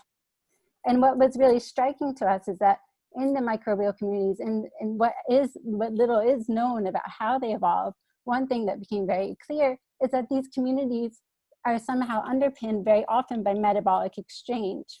And so for us, this was like a very attractive way to approach this in terms of cancer, because we were thinking, if you think in terms of what is a cancer community, where is a potential cancer community, ecological interactions through factor exchange could potentially be very favorable to tumor formation, because the minimal nutrient requirements for that tumor, particularly before neovascularization, would be very much reduced. So we decided to try to tackle this question, but we needed a system with which to do this. And this is actually, as you are probably more aware than me, because I came into this completely naive, which I think was a great advantage, is that this is a very complex question. And so what this complex question required was a simple system. So we decided to try to tackle this question using cell lines. Now you may say to me, Christina, that's crazy. Why are you using cell lines? They're clonal. And I'll tell you, actually, no, they're not. And so despite having been maintained in culture for over 40 years, several high-profile papers have come out in the past few years that have described just how diverse these cell lines are. They're genetically, phenotypically, and transcriptionally, they retain a lot of diversity. Now, this simple system, what we thought was a simple system in our mind, is really not such a simple system, because we do know that, like most living things, they are constantly evolving, and potentially at an even faster rate than microbes. So what is a requisite for showing interactions? You know, obviously the first requisite for showing interactions is that a single cell would have difficulty to persist in isolation. Now this is something that's very easy to test in mammalian cells, because we can do in a very low-tech way dilution cloning. So what does this consist of? We seed single cells into a well, and we feed it with media, and we ask whether or not it's able to establish a clonal outgrowth. So we decided to do this on our different breast cancer cell lines, but we used two different conditions. So we used a condition in which we use normal growth media, and then the second condition in which we use a mixture of normal growth media together with media which was conditioned by the parental culture. So this is a 70-30% mixture. And the idea would be that if there are interactions, we should have difficulty in establishing clonal outgrowths in the normal growth media, but this difficulty should be overcome in the presence of this conditioned media. And indeed, this is exactly what we see. We see that across the board for all three cell lines, we have a heightened ability or an increased ability for these cells to develop stable clonal communities or stable clones in the presence of conditioned media in respect to the normal growth media. And not only do we have an increase in the number of clones which we're able to establish, but the fitness, or in terms of cell number or colony size of those resultant outgrowths, seems to be improved in the presence of conditioned media, because if we look at colony size or we look at actual number of cells per well, what we see is an increase in the presence of the conditioned media. So because we were interested in the metabolic aspects of this, we decided to ask whether or not this could be mediated by proteins, because there has been some work in the past showing in synthetic communities that signaling growth factors could participate in ecological interactions. So to do this, we took two different approaches. We either heat and activated our media, so we boiled it, and what does this do? It denatures the proteins in such a way that they become inactive. And we also did a filtration using 3 kilodalton filters, in which we're able to eliminate any protein above 3 kD. And in both cases, what we see is that we still retain this ability to establish increased numbers of clones in the presence of the conditioned media. So we believe that small soluble factors could be mediating this interaction. But you know, we needed a way to, if we have interacting populations, like we were speaking about in the last seminar, what we really need is a way to track these populations in time. And you know, I'm a starting group leader, my budget is low, so we looked for a really cheap and cheerful way to barcode cells. And what we decided to use was basically an RGB tracking system. And so the advantage to working in mammalian cells is that this is really, really easy. And so what we did was basically we infect cells with a mixture of 3 different lentivirally produced plasmids, which encode for 3 different colors. And of course, we don't do this in a way, we did this in a way which is almost completely random. So what the resultant is like basically your TV screen. By mixing together these 3 different colors, we get a large spectrum of colors. What we've found now that we've had these for about 1.5 years is that these seem to be incredibly stable, and of course they're heritable. So now we have a way of tracking our single clones in time within community structures. So we started using this system to, again, very naively look at how our clones interact by just filming them. And we quickly realized that this was not going to be easy, although you know the images are beautiful and it's fun to see, and there's probably some very interesting information we could take out of this. We had to have a way to track these clones. So again, we returned to dilution cloning to establish a clone bank.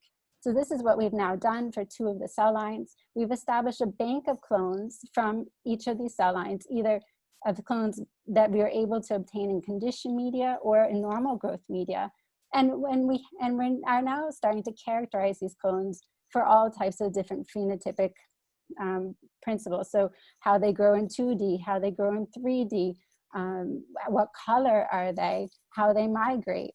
And this clone bank is something that is like very precious to us, of course, because it's a great resource, but we need to find a way to stabilize it. So first of all, we froze it back at very, very low numbers. So we have, you know, always the parental clones, which are there frozen that we can go back to in case they are evolving. But we also, I think it's important to state that when we are working with these clones, we maintain them in conditioned media.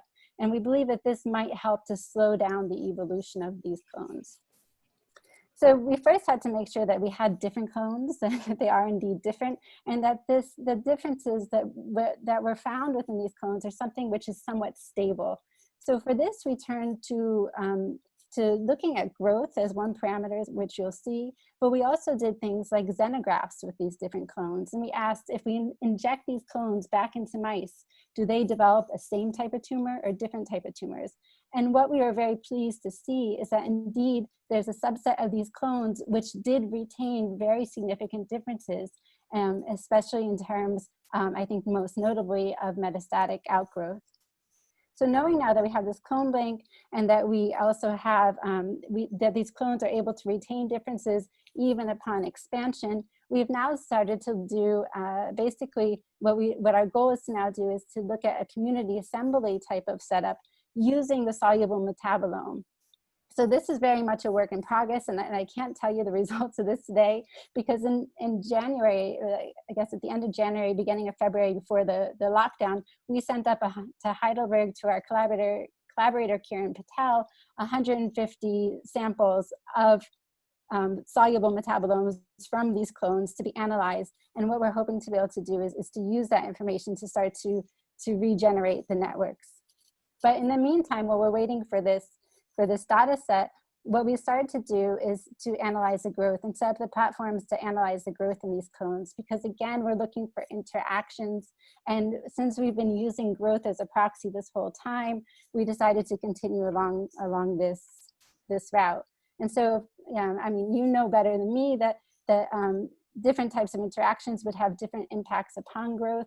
And so basically we're trying to understand whether we have, in a very simple system, any of these three scenarios within our growth. So no interaction, competition, or cooperation. And we're going to take advantage in this situation of the RGB, of these fluorescent barcodes that we have put into our different clones. But to do so, what we had to do was to adapt a system which we have here at EFOM, which is an Operetta high content imaging system, to do longitudinal imaging of our samples over time to give us numbers. And so this is a project which we've done very much in collaboration with the imaging unit here at EFOM. And this has been, you know, all this stuff is very much with great thanks to Sarah Brozzi and Emanuele Martini, who are working within this unit, who helped make this possible. So what they've been able to do is they've been able to develop a platform in which they're able to segment our cells, give us numbers, and then use machine learning to tell us which one of our clones, using the parental populations as training, as the training networks, to be able to tell us which one of our clones is contributing in terms of growth.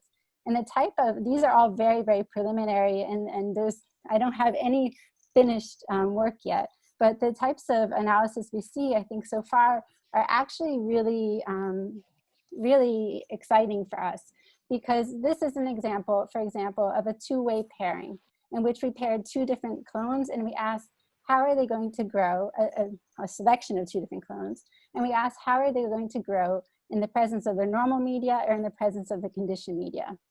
So there's a couple of things you can get from here. right away, one of the things which really got us upset was that we didn't see a difference for a large number of our clones between the RPMI and the conditioned media.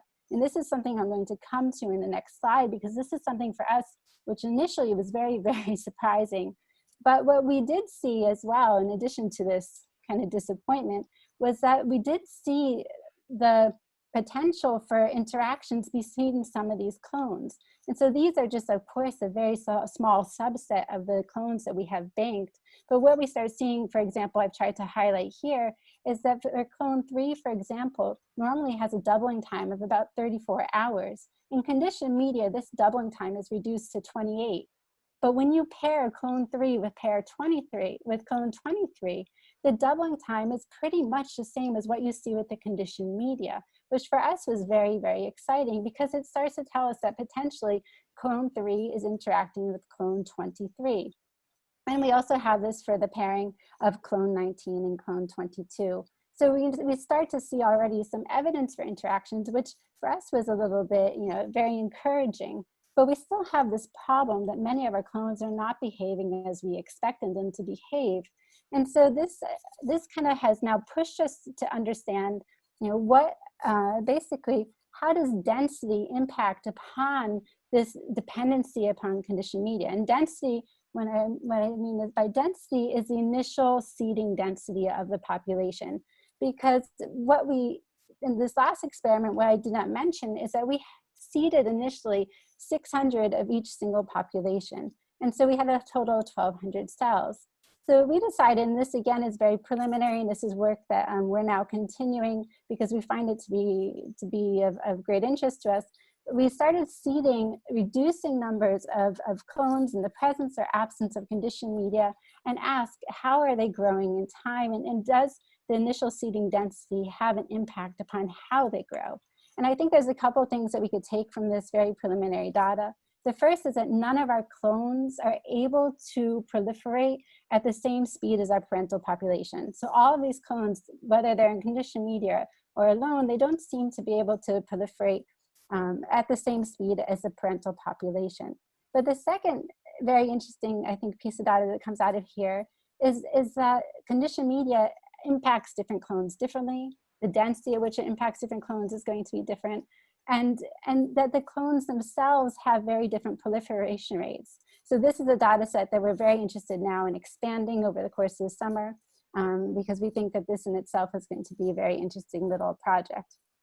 So with that, I'm done. And so I just have to say, watch this space, because we are obviously at the beginning. I don't have a finished story, but we have a lot of interesting stories which I believe are emerging. And so what we're hoping to start to consolidate over the course of next year is, number one, this catalog of the metabolic diversity between our different cell lines. We're also hoping to look at the possibility of constructing models of metabolite exchange between the clones within our cell line. And then we have this kind of a Lee or not a Lee effect. What types of distribution of growth dynamics do we see in our subclonal populations, and how can this impact upon the growth of the total population? And then, finally, we're excited about establishing these laws, because really what we'd like to eventually do is expand to more complex model systems.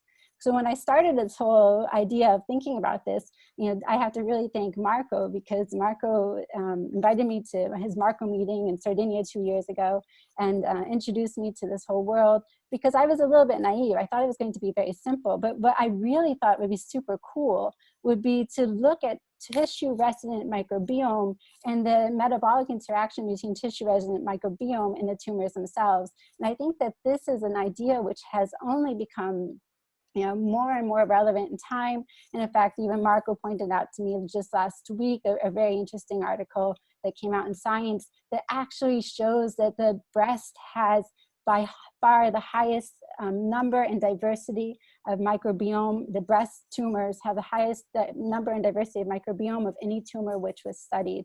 And so I think that future directions would lead me more or less in that direction, although we have a lot to do at the moment.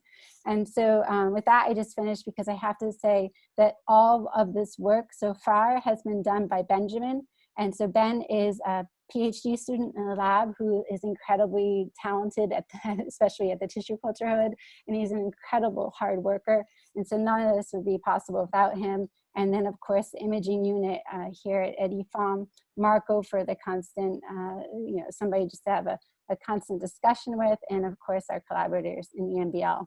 And with that, I'll finish. Thank you. So if maybe we have time for a couple of questions.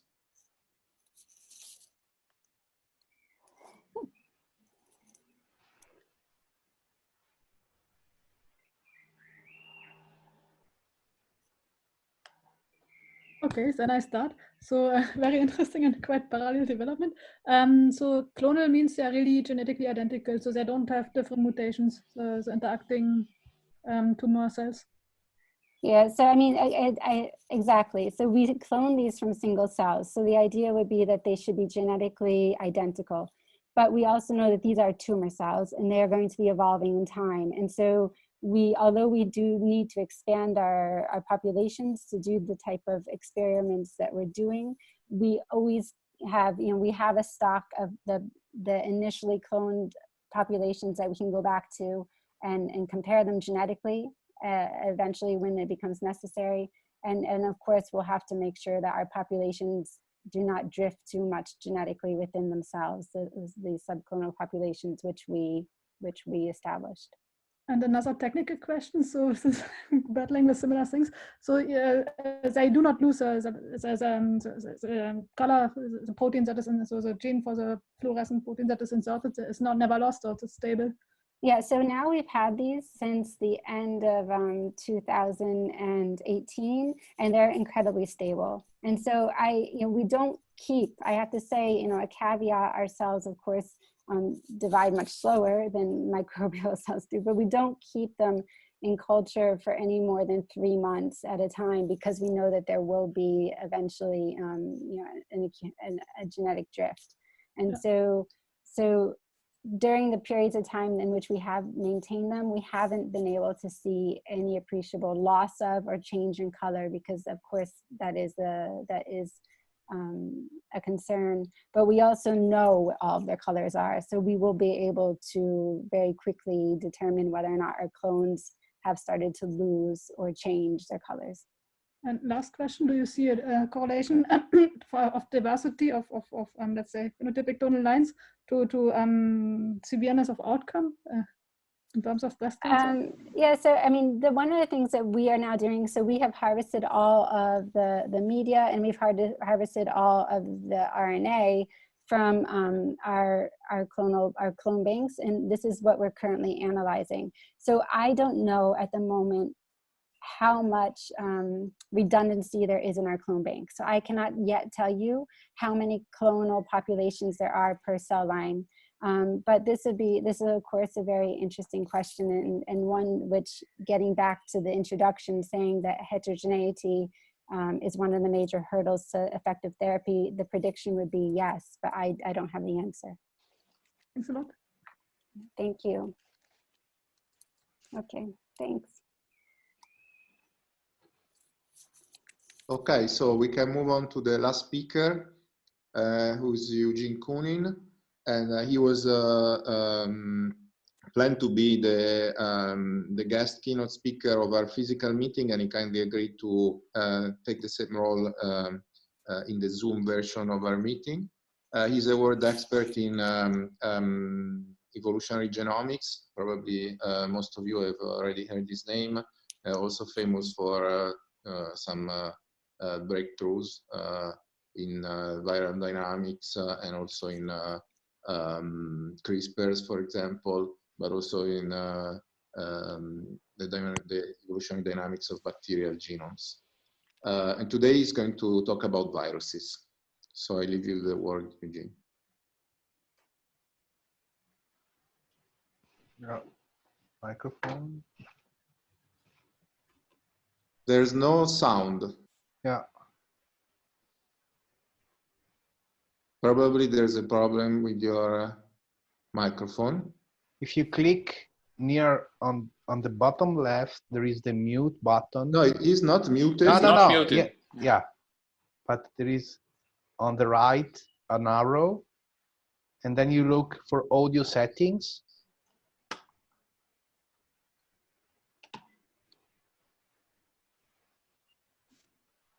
When you enter in audio settings, there is, you see. Yes, yes. All right, now it works. Perfect. Okay. Okay. So I start sharing my screen. Perfect.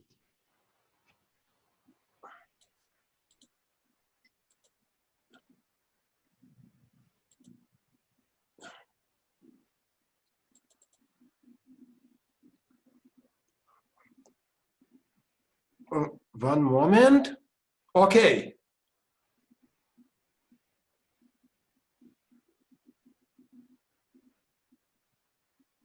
So, okay, I think I have a large presentation file, so it takes a couple of moments, but here it is. all right. Yes, it's coming.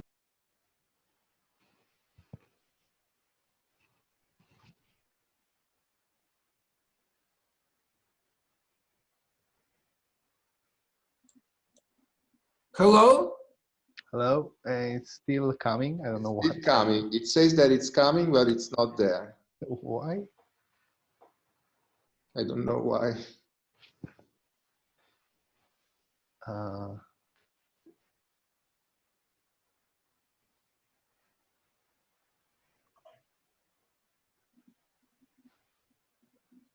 Can you see my slides? No. Yes. Now yes. All right. I'm sorry, I guess I kept two large files, so but we will manage. We will manage. So today I'm going to discuss this broad and apparently ambitious subject, the global organization and evolution of the virus and the new comprehensive mega taxonomy of viruses, as my colleagues and I like to call it. This may seem as a very broad overview topic, and to some extent it is, but only to some extent, because towards the end of this talk, I would like to try and show that as of late, we have sort of undertaken a frontal attack on the direct frontal attack on the global organization and evolution of the world of viruses, and maybe achieving some understanding, as summarized in this Einstein quote. The fact that the world is comprehensible is a miracle. So what I'm trying to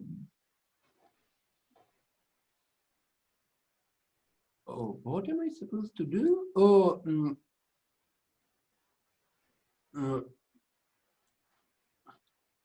Let me see. So for the full screen, you need to click on the. Yeah, I know how to do full screen. So okay. Is that okay? No, this is not full screen.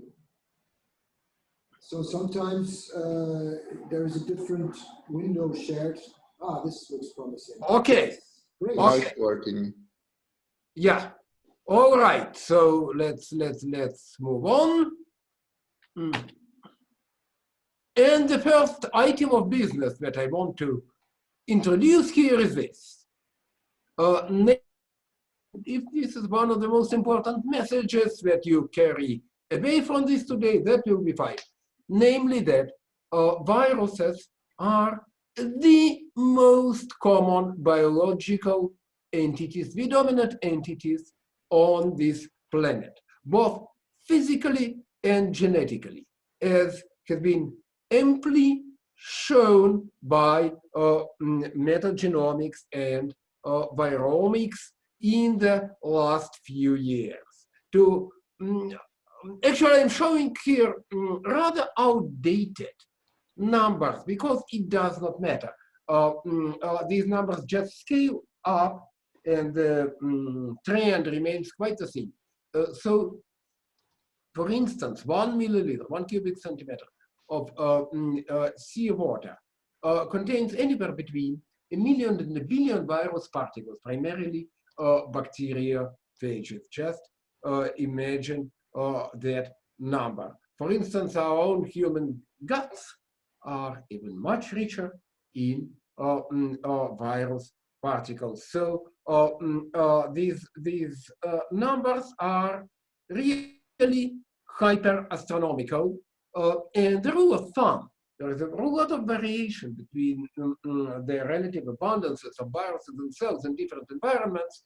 But the rule of thumb is that there are 1 or 2 orders of magnitude more, typically, virus particles per cell in most habitats. And we can look at the numbers in a single human body, about 10 to the 16 viruses. Huge numbers. So we cannot really understand anything about ecology and evolution without looking at the world of viruses. But these are not all the important things to be told about viruses. Viruses are also the most diverse biological agents, the most diverse replicators, as we often say in a more theoretical parlance, in terms of the strategies of their replication and expression of the genomes. We all cellular life forms have this traditional scheme of the replication and expression of the genetic material with a double-stranded DNA genome that is transcribed into numerous RNAs, some of which are then translated to produce functional proteins. And this is uniform across cellular life, but not so in viruses. We know, of course, all of us know that there is a huge diversity of viruses, RNA genomes, and these are also different. These are not all the same. They can have positive sense RNA genomes with the same polarity as mRNA that can be translated directly. They can have double-strand RNA genomes, and they can have negative sense RNA genomes, that is the strand complementary to the mRNA is incorporated into variants. This was for the first time put into order by David Baltimore, the foremost famous virologist back in 1971, about 50 years ago. Right at the time, by the way, then David Baltimore and Howard Thurman discovered the reverse transcriptase, which is the principal enzyme in the replication of reverse transcribing viruses. So in the rest of this talk, we shall refer to these different strategies of genome replication and expression in viruses constantly, and look at the evolutionary.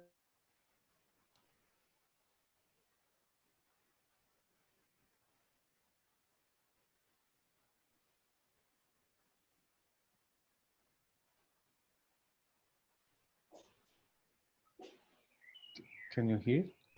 No. So, I lost the audio for some time. I don't know if it was only me. Do you hear me? Now, yes. Now, yes. Yeah, Now, unfortunately, there are some interruptions, but they're very brief. So I think you will start with the idea, the obvious one, that viruses might represent nature's original, even pre-cellular, perhaps, genetic test systems, so to speak, with these different strategies of genome replication and expression. And one thing that I will notice right away, right here, that dramatically complicates the study of virus evolution compared to the evolution of cellular life forms, namely that there is clearly no common ancestry of all viruses. There is not a single gene that would be that could serve as a universal phylogenetic marker for viruses the way that ribosomal RNAs and some universal proteins serve as universal markers for understanding the evolution of cellular life forms. In viruses, right from the get-go, we know that we will have to apply different approaches to understand the evolution of different types of viruses. So it's also interesting and important to note that viruses with these different genomic strategies in different Baltimore classes dramatically differ in terms of the host range. For instance, almost all viruses that have been discovered in archaea are double-stranded DNA viruses with some admixture of single-stranded DNA viruses.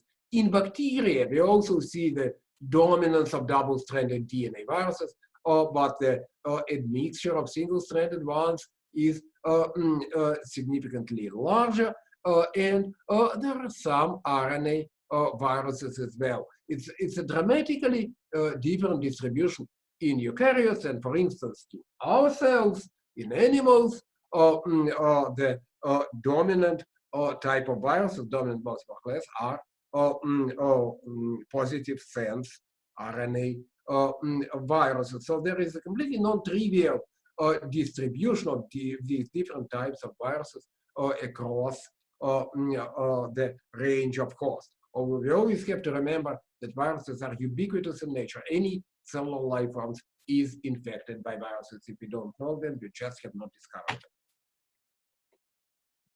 So, how did viruses come to be in the first place? The subject that, of course, has been discussed for more than a century since the discovery of viruses early in the 20th century. And essentially, the ideas, the hypotheses, the scenarios of virus evolution can be classified into these three groups of scenarios. One is, starting from the top, one is a sort of virus's early idea. The notion that viruses are very ancient and might even precede typical cells in the course of evolution. In other words, the underpinning here is that these different types of genomes, of virus genomes, come from the pool of primordial pre-cellular replicomes. I think that this idea was first proposed by J.B.S. Haldane in 1920s, based on pure logic, basically, without any shred of evidence, which is remarkable. The second possibility that has been broadly considered, especially recently with the discovery of the so-called giant viruses, is the regression hypothesis, namely that viruses represent the ultimate stage of degradation of cellular parasites from ultimately from a regular cell to an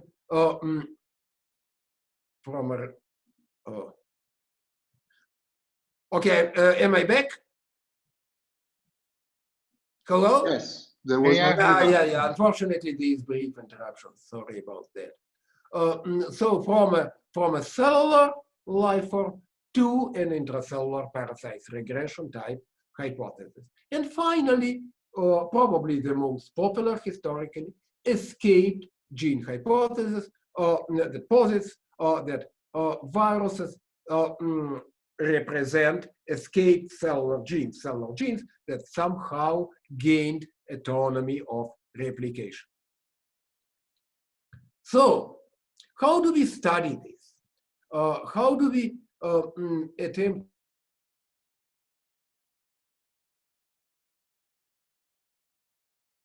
Now you are gone.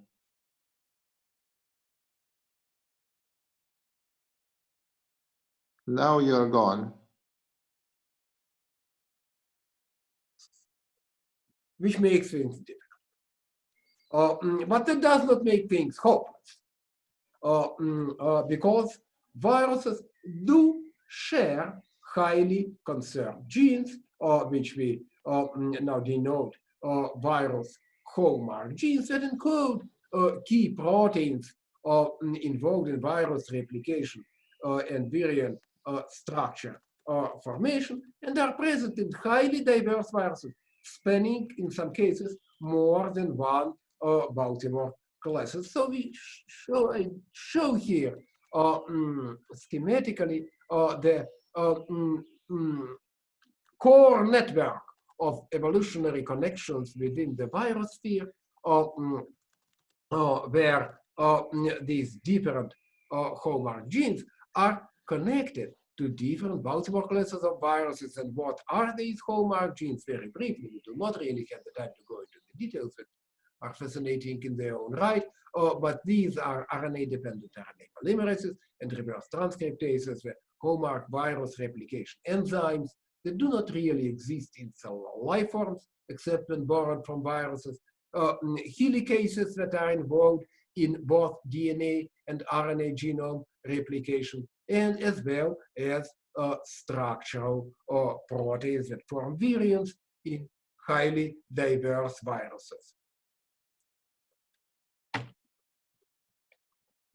Okay, so with my colleagues, we spent a lot of time and made a lot of effort to look deeply into virus evolution, and to just relate our conclusions on this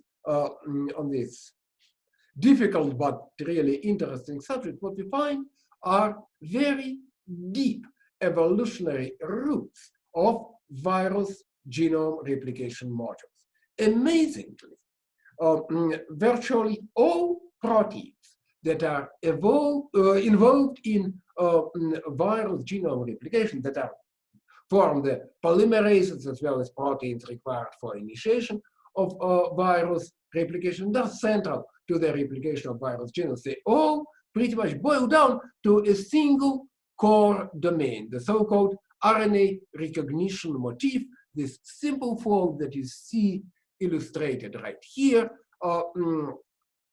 that is found in a huge variety of RNA and DNA binding proteins, and with this, with various embellishments, forms the core of all kinds of polymerases, in particular those involved in virus replication. We also looked deeply into the evolution of virus morphogenetic modules and found something very different. Namely, that in this case, the roots are not so deep, do not go that deep into the evolutionary history of life. By contrast, for all the major virus structural proteins, all the major proteins of virions of all kinds of viruses, we can trace origin from a cellular ancestor. And this suggests what I think is, at this point in time, the scenario for the evolution of viruses that is best compatible with the entirety of the available data, so to speak, unifying chimeric scenario of virus evolution, which is sort of a hybrid between two types of scenarios. Viruses early, the origin of viruses from the ancestral pool of replicons, for which we see evidence in the replication proteins of different viruses that all originate from this ancestral RNA recognition motif domain that pretty much may come to us from the RNA world, combined with various structural proteins that have been at different stages of evolution scavenged by viruses from their cellular hosts. So I think that the best current scenario is sort of a marriage between this virus's early scenario and escaped gene scenario, different major modules of virus genomes coming from very different sources. Okay. So far for the deep aspects of virus evolution and origin, we will now move close to the end to matters somewhat more practical and talk about metagenomics and metaviromics, that is sequencing of virus genomes in the environment that in the last few years have, in my opinion, completely transformed the entire field of virology and stimulated us to do these broad investigations into the structure and taxonomy of the virus world.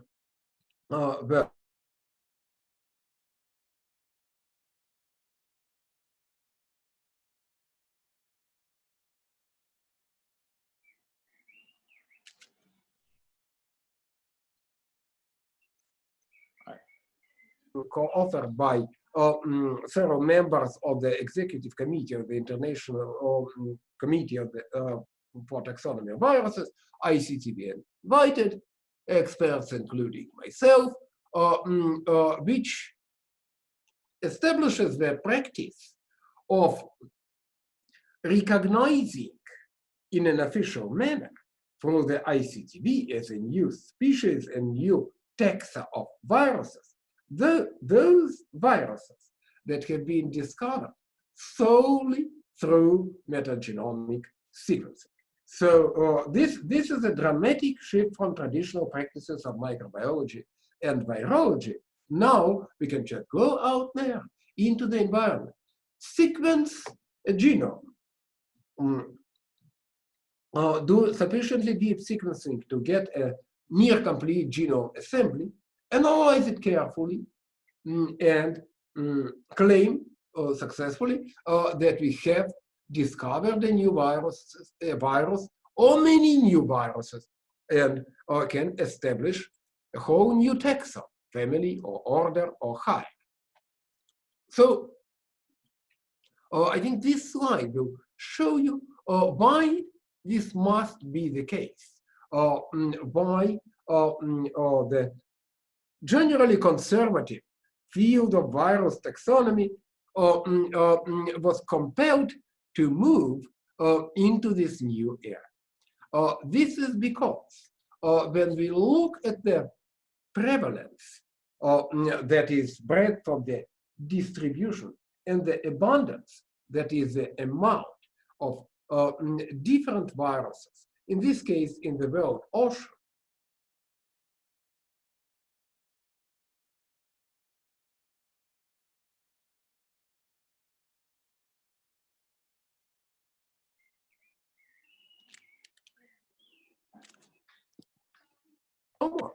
in the environment, and the most abundant.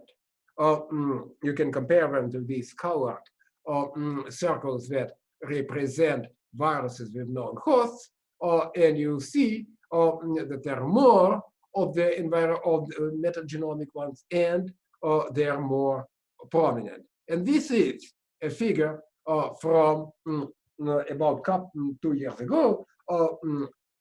By today, the picture has shifted very significantly towards the even greater preponderance of the viruses known solely from metagenomics. So there is simply no escape from taking metagenomics as the main approach these days to the discovery of new viruses. And with that in mind, we will now go for a tour of the entire virus world and see how the contours of this complete structure and evolutionary history become apparent in front of our eyes. We shall first talk about the RNA virus world. And couple of years ago with my colleagues, inspired by the success of genomics and metaviromics in the discovery of the diversity of RNA viruses, in particular, we just decided to perform a global reconstruction of the evolution of this part of the virus world. In order to do so, what we must construct is the best possible phylogenetic tree for RNA-dependent RNA polymerases, RTRP, in brief, which is the only gene, the only protein, the only gene that is shared by all RNA viruses. This is, so to speak, the ribosomal RNA of the RNA virus world. So we constructed a special pipeline to collect the RNA-dependent RNA polymerase sequences from all the virus genomes available both by traditional and by metagenomic approach. This is a fairly complex iterative procedure because these proteins are highly diverse in sequence despite the conservation of the central catalytic motif. So there is a lot of tricks applied here, but finally at the end of the day, we do get the global tree of the RNA-dependent RNA polymerase, which is a scaffold for understanding the evolution of RNA viruses. Key point that I want to make right now is that at the time of this effort, about 50% of the diversity of viral RNA-dependent RNA polymerases was coming from the new type of data, from metaviromics. As we shall see, that proportion has dramatically increased since then. But before we go there, we want to look at the resulting, at the structure of the resulting phylogenetic tree. And although the construction of deep phylogenies is traditionally difficult and perhaps not entirely reliable business, the structure of this tree, fortunately, is well defined. We have here 5 major, the tree is rooted by the homologous reverse transcriptases of group 2 introns and non-terminal repeat retrotransposons. And once we root the tree this way, we clearly see 5 major branches of RNA viruses. Becomes clear immediately that the primary type of RNA viruses, the primary class of RNA viruses are positive sense single-strand RNA viruses, which comprise the majority in 3 of these major branches. And from the midst of the positive sense RNA viruses, we have double-stranded RNA viruses springing on 2 occasions, here in this branch and here in this one. Apparently in the course of evolution, double-stranded RNA viruses evolved from positive sense single-strand viruses on at least 2 occasions. And then interestingly, the negative sense RNA viruses evolved from the midst of one of the branches of double-strand RNA viruses. So, as we are not possibly allowed to forget, we are now in the middle of the coronavirus pandemic. Accordingly, while I'm not really speaking of this today, I could not refrain from pointing out the position of the coronaviruses and their relatives in this tree. They belong right here. Do you hear me? Yes. Yes. Okay. There was one of these brief interruptions, unfortunately. But here is the position of the coronaviruses. It's interesting and important to note that in these large branches of the phylogenetic tree, viruses from different hosts, in particular, for instance, from animals and plants, are juxtaposed. So strangely, more distant relatives of the coronaviruses are plant viruses with much smaller genomes. And I also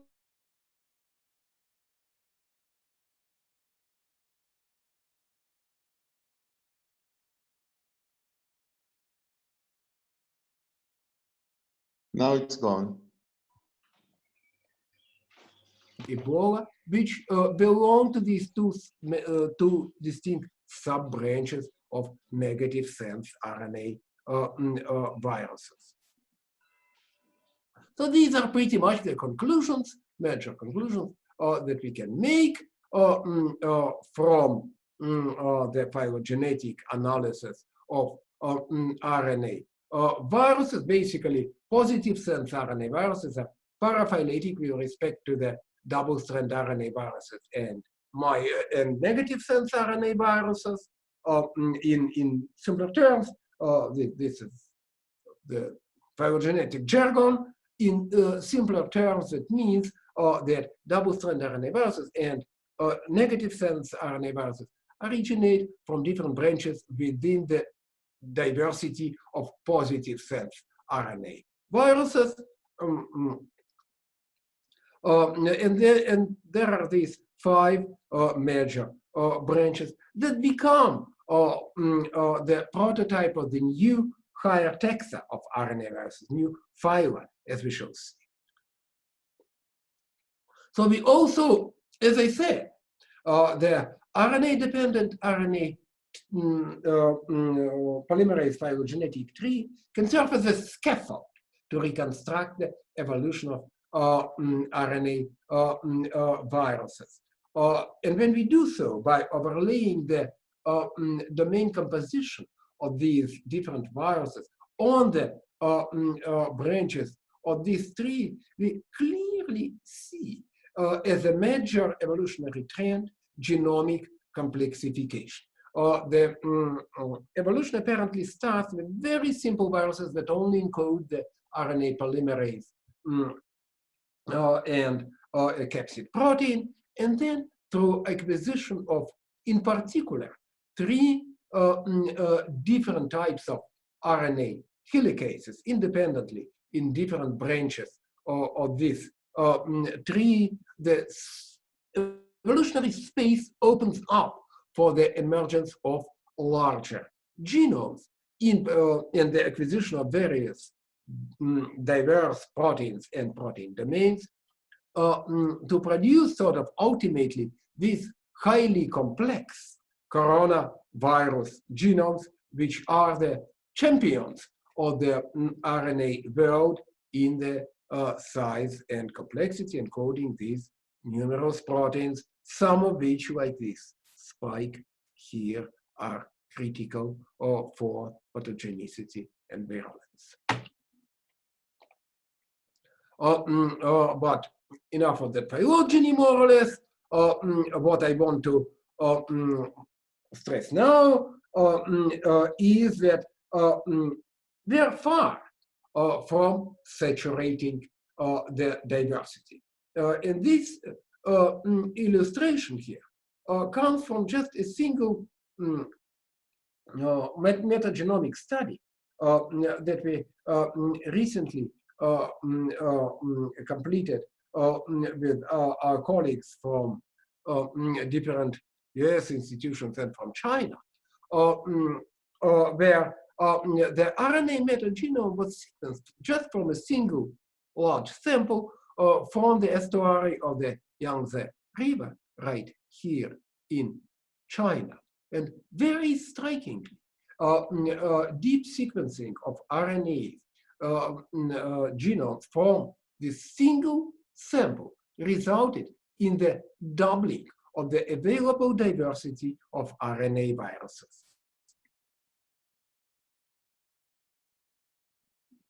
Hello? Yes. Yes, okay, okay.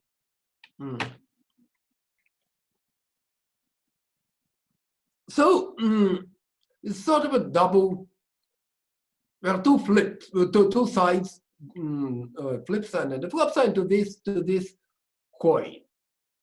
So what we find is that these 5 branches of RNA viruses that we established in the previous phylogenetic study still stand quite firmly. All this double diversity of RNA genomes falls within these branches. And for that matter, a significant majority falls even within the smaller branches previously established. That said, there are several major groups of viruses like this Yangshan group, for instance, which we call by the names of different places in that area of China that are major new groups, perhaps at the level of a class of viruses. And we see interesting genomic and evolutionary features in these new branches of viruses, emphasizing that this is not a trivial exercise. For instance, what we see that these Yangshan viruses that in all likelihood infect protists, although regrettably we still don't know very well which ones, that they apparently are most closely related to the ancestors of the widespread of viruses infecting animals and plants.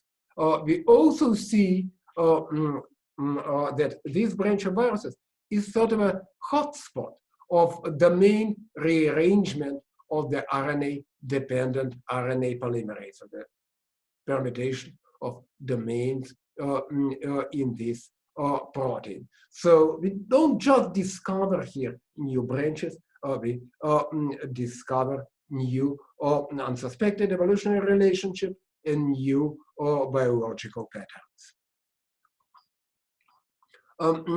So effectively, what we now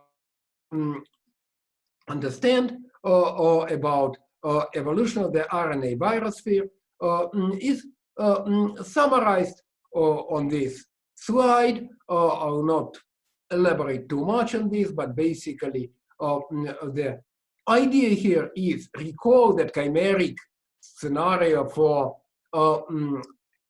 the origin of viruses. The beginnings are probably primordial replicons encoding reverse transcriptases and RNA-dependent RNA polymerases that gave rise to very simple first viruses by acquiring capsid proteins from cellular ancestors that form simple icosahedral capsids, followed by the parallel complexification of RNA genomes in different lines of evolution, including the one that leads to highly complex viruses by RNA virus standards, such as coronaviruses and other needle-like viruses in animals and cluster-like viruses in plants. Okay, so much for the RNA part, and we'll now go for a delving to a quick one, but hopefully not uninteresting, of the rest of the virus world. First we'll look into the evolution of reverse transcribing viruses, which are related to a great variety, which originate from the non-viral retrotransposing elements, such as group 2 introns, which are actually in the entirety more diverse than retrotranscribing viruses.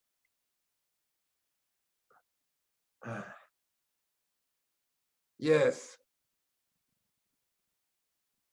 Hello? Yes, yes. Yes, yes. Okay.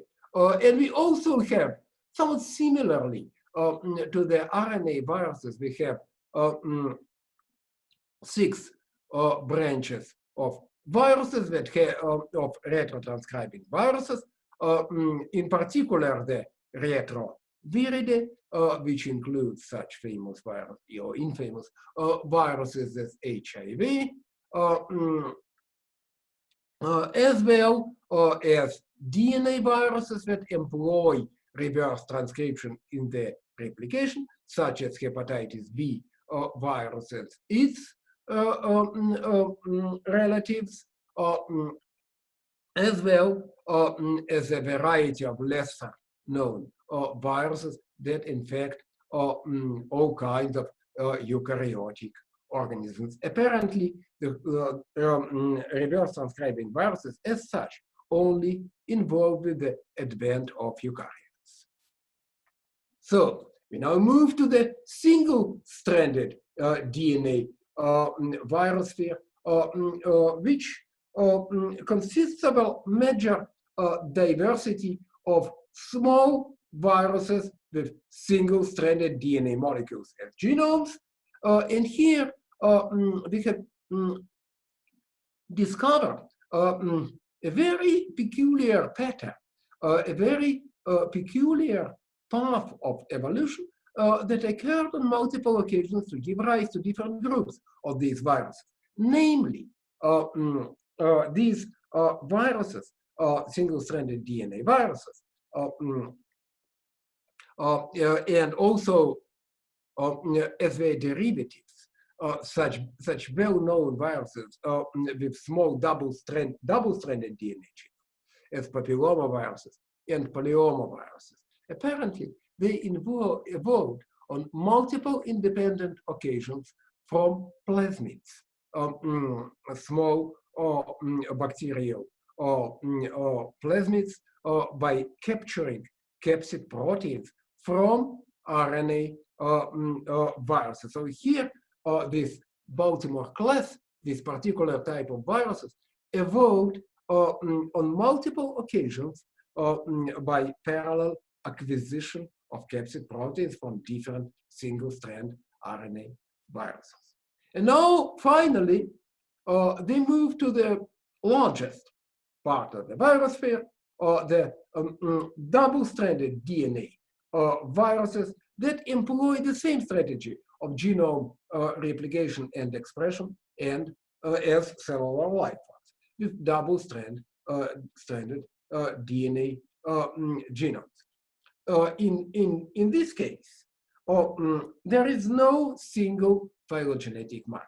There isn't a single gene that would be shared by all double-stranded DNA viruses. Accordingly, what we have to employ, the type of methodology that we have to employ to explore the evolution of the entirety of double-stranded DNA viruses is very different. It's not anymore phylogenetic tree analysis. It's a phylogenetic network analysis, the analysis of modules and communities in networks of gene sharing. So when we construct a matrix of gene sharing by double-stranded DNA virus and then apply methods for module detection in such networks, we detect several large modules of viruses that in particular differ by the capsid proteins and the proteins that are involved in virion morphogenesis. They are completely different between these two super modules. We call them super modules because each of them includes a huge diversity of viruses. These are tailed bacteriophages like famous T4 and lambda, etc., etc.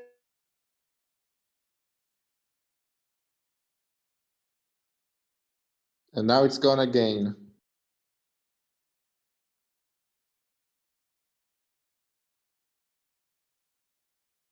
with completely different variant structure. You are back, but you were off for a few seconds.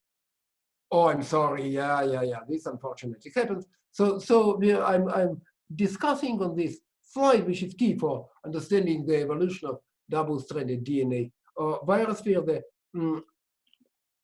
dissection of the network of gene sharing between these viruses.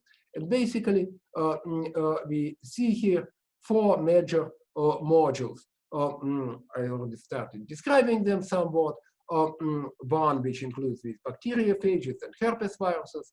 The other one which includes highly diverse viruses, such as tailless bacteriophages and eukaryotic giant viruses and animal pox viruses and adenoviruses, of which about which we shall briefly speak in the using the next slides. With completely different structures of morphogenetic modules and virus particles. So these viruses are effectively unrelated to this, as well as 2 distinct modules, one of which includes very strange archaeoviruses with beautiful shapes, and the other one includes small double-stranded DNA viruses that, as we have already discussed, originate from single-strand DNA viruses. So this schematic shows the evolution of one of these supermodules of large DNA viruses with a so-called double jelly roll capsid protein. I wanted to show this specifically to emphasize how the so-called giant viruses, such as mimiviruses and Pandora viruses, evolved from much smaller viruses such as adenoviruses and their relatives, and ultimately tailless DNA bacteriophages. We are now in a position, I think, to trace with some reliability all these evolutionary relationships. And now I want to touch on the famous giant viruses. You can see the gigantism. Here we have the scale of the virus genomes here, and giants in the virus world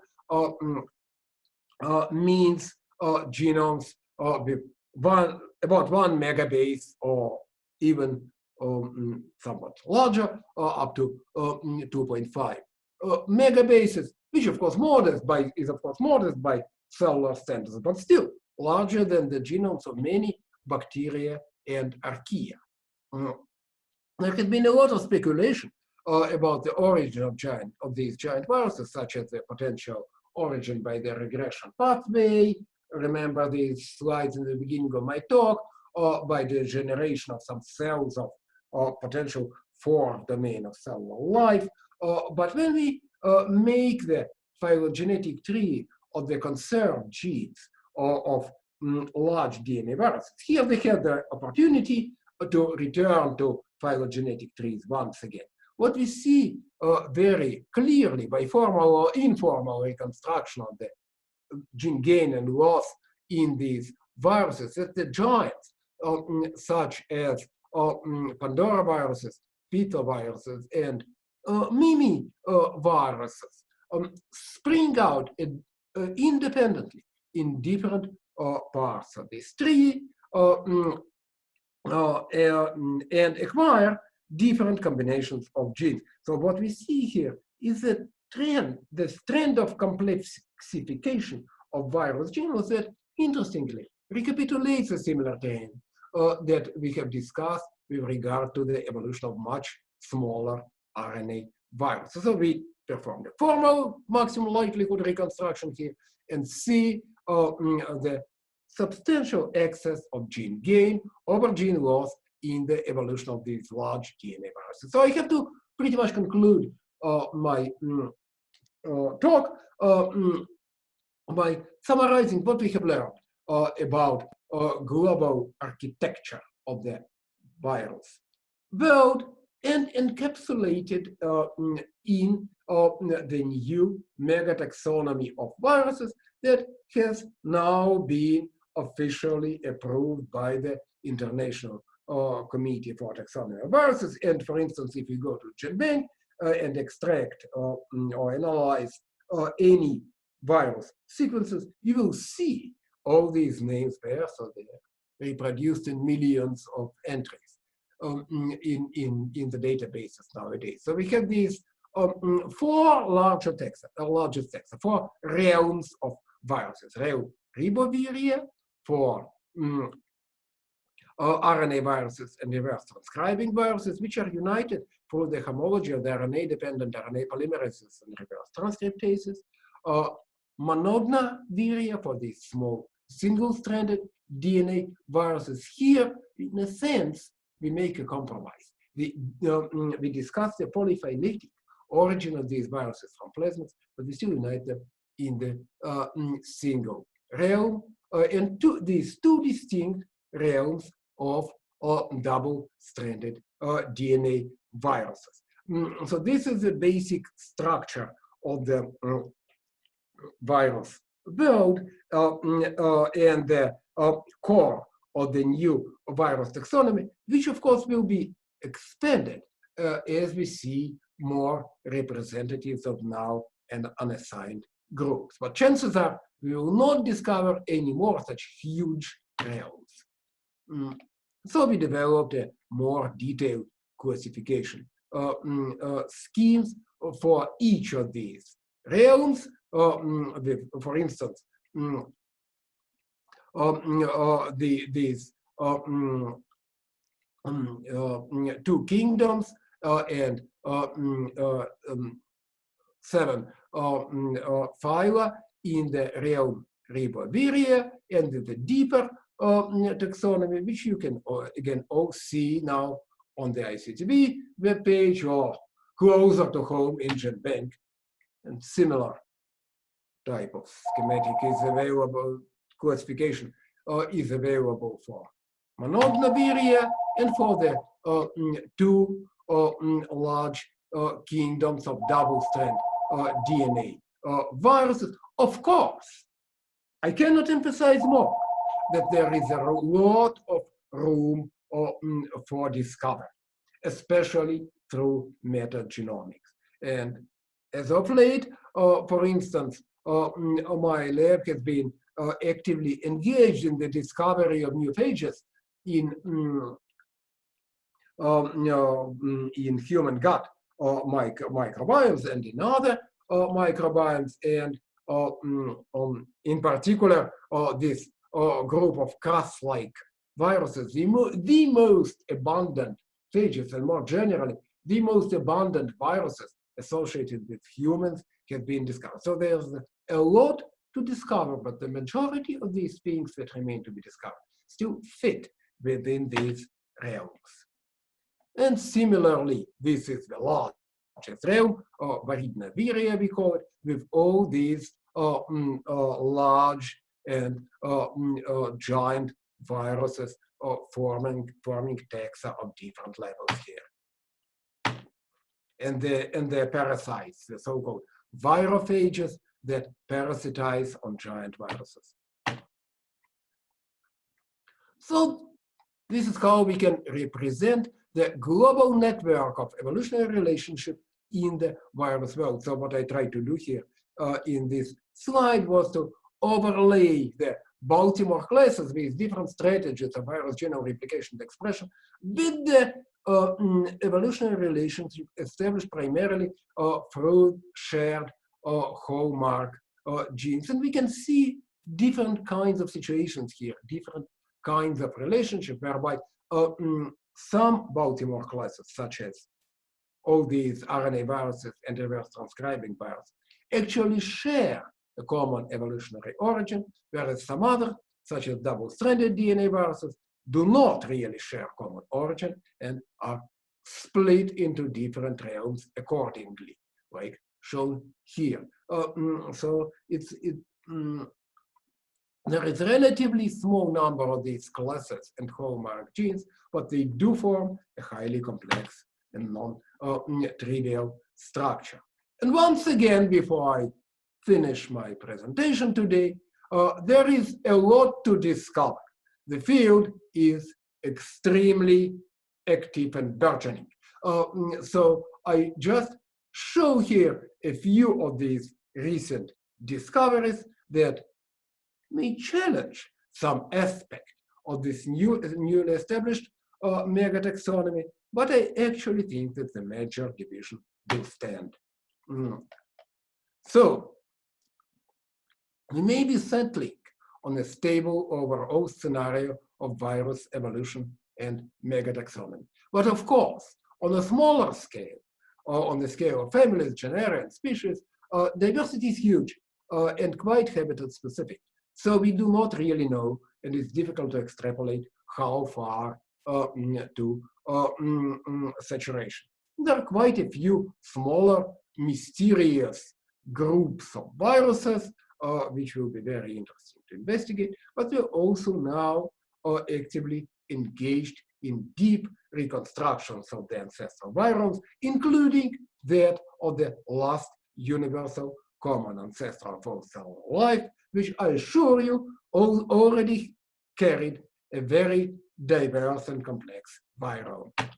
Thank you very much for your attention. I have to acknowledge my co-workers and collaborators here. These are basically the co-authors in this mega paper that we have just published: Valerian Doller from Oregon State University, Mark Kropovich from Institut Pasteur in Paris, Arvind Barsani from University of Arizona, Yuri Wolf and Natalia Yutin, senior scientists in my lab in NIH, Bethesda, really from Brazil, and Jens Kuhn from National Cancer Institute, the main taxonomy expert.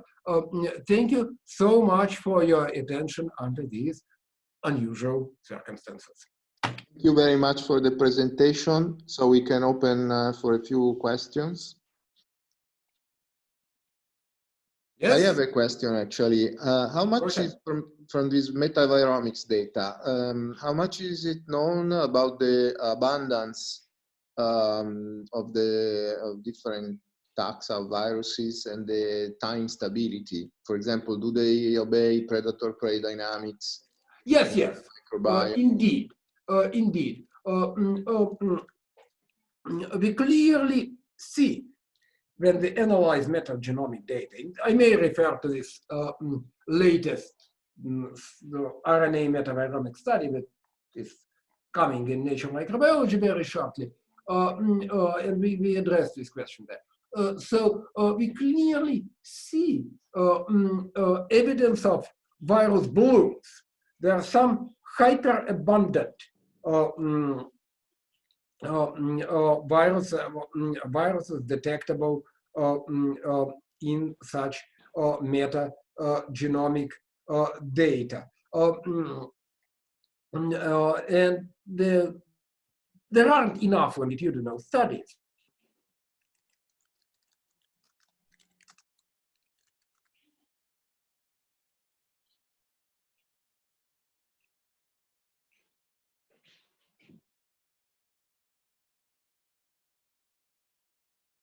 And that had been observed from. Unfortunately, I lost you for some time. Oh yeah, I'm sorry. So what I said was that while the composition of the virons is comparatively stable in a given habitat, the relative abundances are highly dynamic. There are blooms, and this can be observed across the board, from small RNA viruses to giant DNA viruses. Okay, thank you. Yeah. I have another question concerning the some of the evolutionary parameters that you might read off from these trees. Like, for example, is there any connection between these 5 branches that you see and the mutation rate? I saw one of these branches had to do with the flu, so I guess this is the one with the highest mutation rate. But what about the others? And also, what about, you know, evolutionary pressure? Is there a DN-DS score which clearly distinguish the 5 branches? Okay. You see, I think we should be very clear about different evolutionary scales.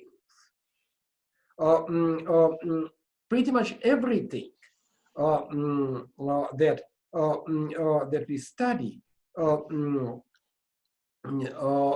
in the slides that I have shown you today pertains to very deep ancient evolutionary events. The type of events where we must not even talk about synonymous substitution. They have been saturated many times over. The question is very different. Can we distinguish the signal through non-synonymous substitution? And they claim we still can. Mutation rates, say, in RNA viruses are still high, but they differ on a much shorter evolutionary scale. So do evolutionary pressures that can be, at least to some extent, captured by DN over DS calculations and McDonald-Kreitman tests and whatnot. For instance, to mention something that is very relevant now, we have recently compared the the evolutionary rates in different branches of coronaviruses. And we see, I should say to our surprise, that this SARS-CoV-2 that causes the current pandemic is actually quite a slowly evolving virus, a slowly evolving branch. And at this much smaller scale, we also can measure evolutionary pressures and disambiguate positive selection from purifying selection. And we do detect a lot of adaptive evolution, a lot of positive selection in particular in different RNA viruses. But once again, there are different evolutionary scales and different questions and trends that are analyzed on these different scales. Thank you. Any more questions? Yeah.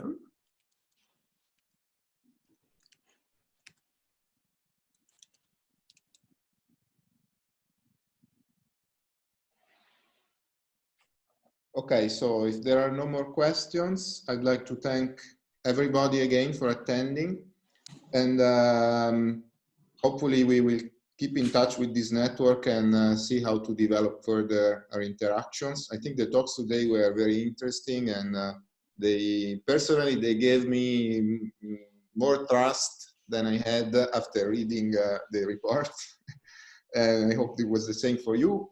Okay. Thank you to everybody. Thanks, everybody. Thank you very much. Bye-bye. Bye.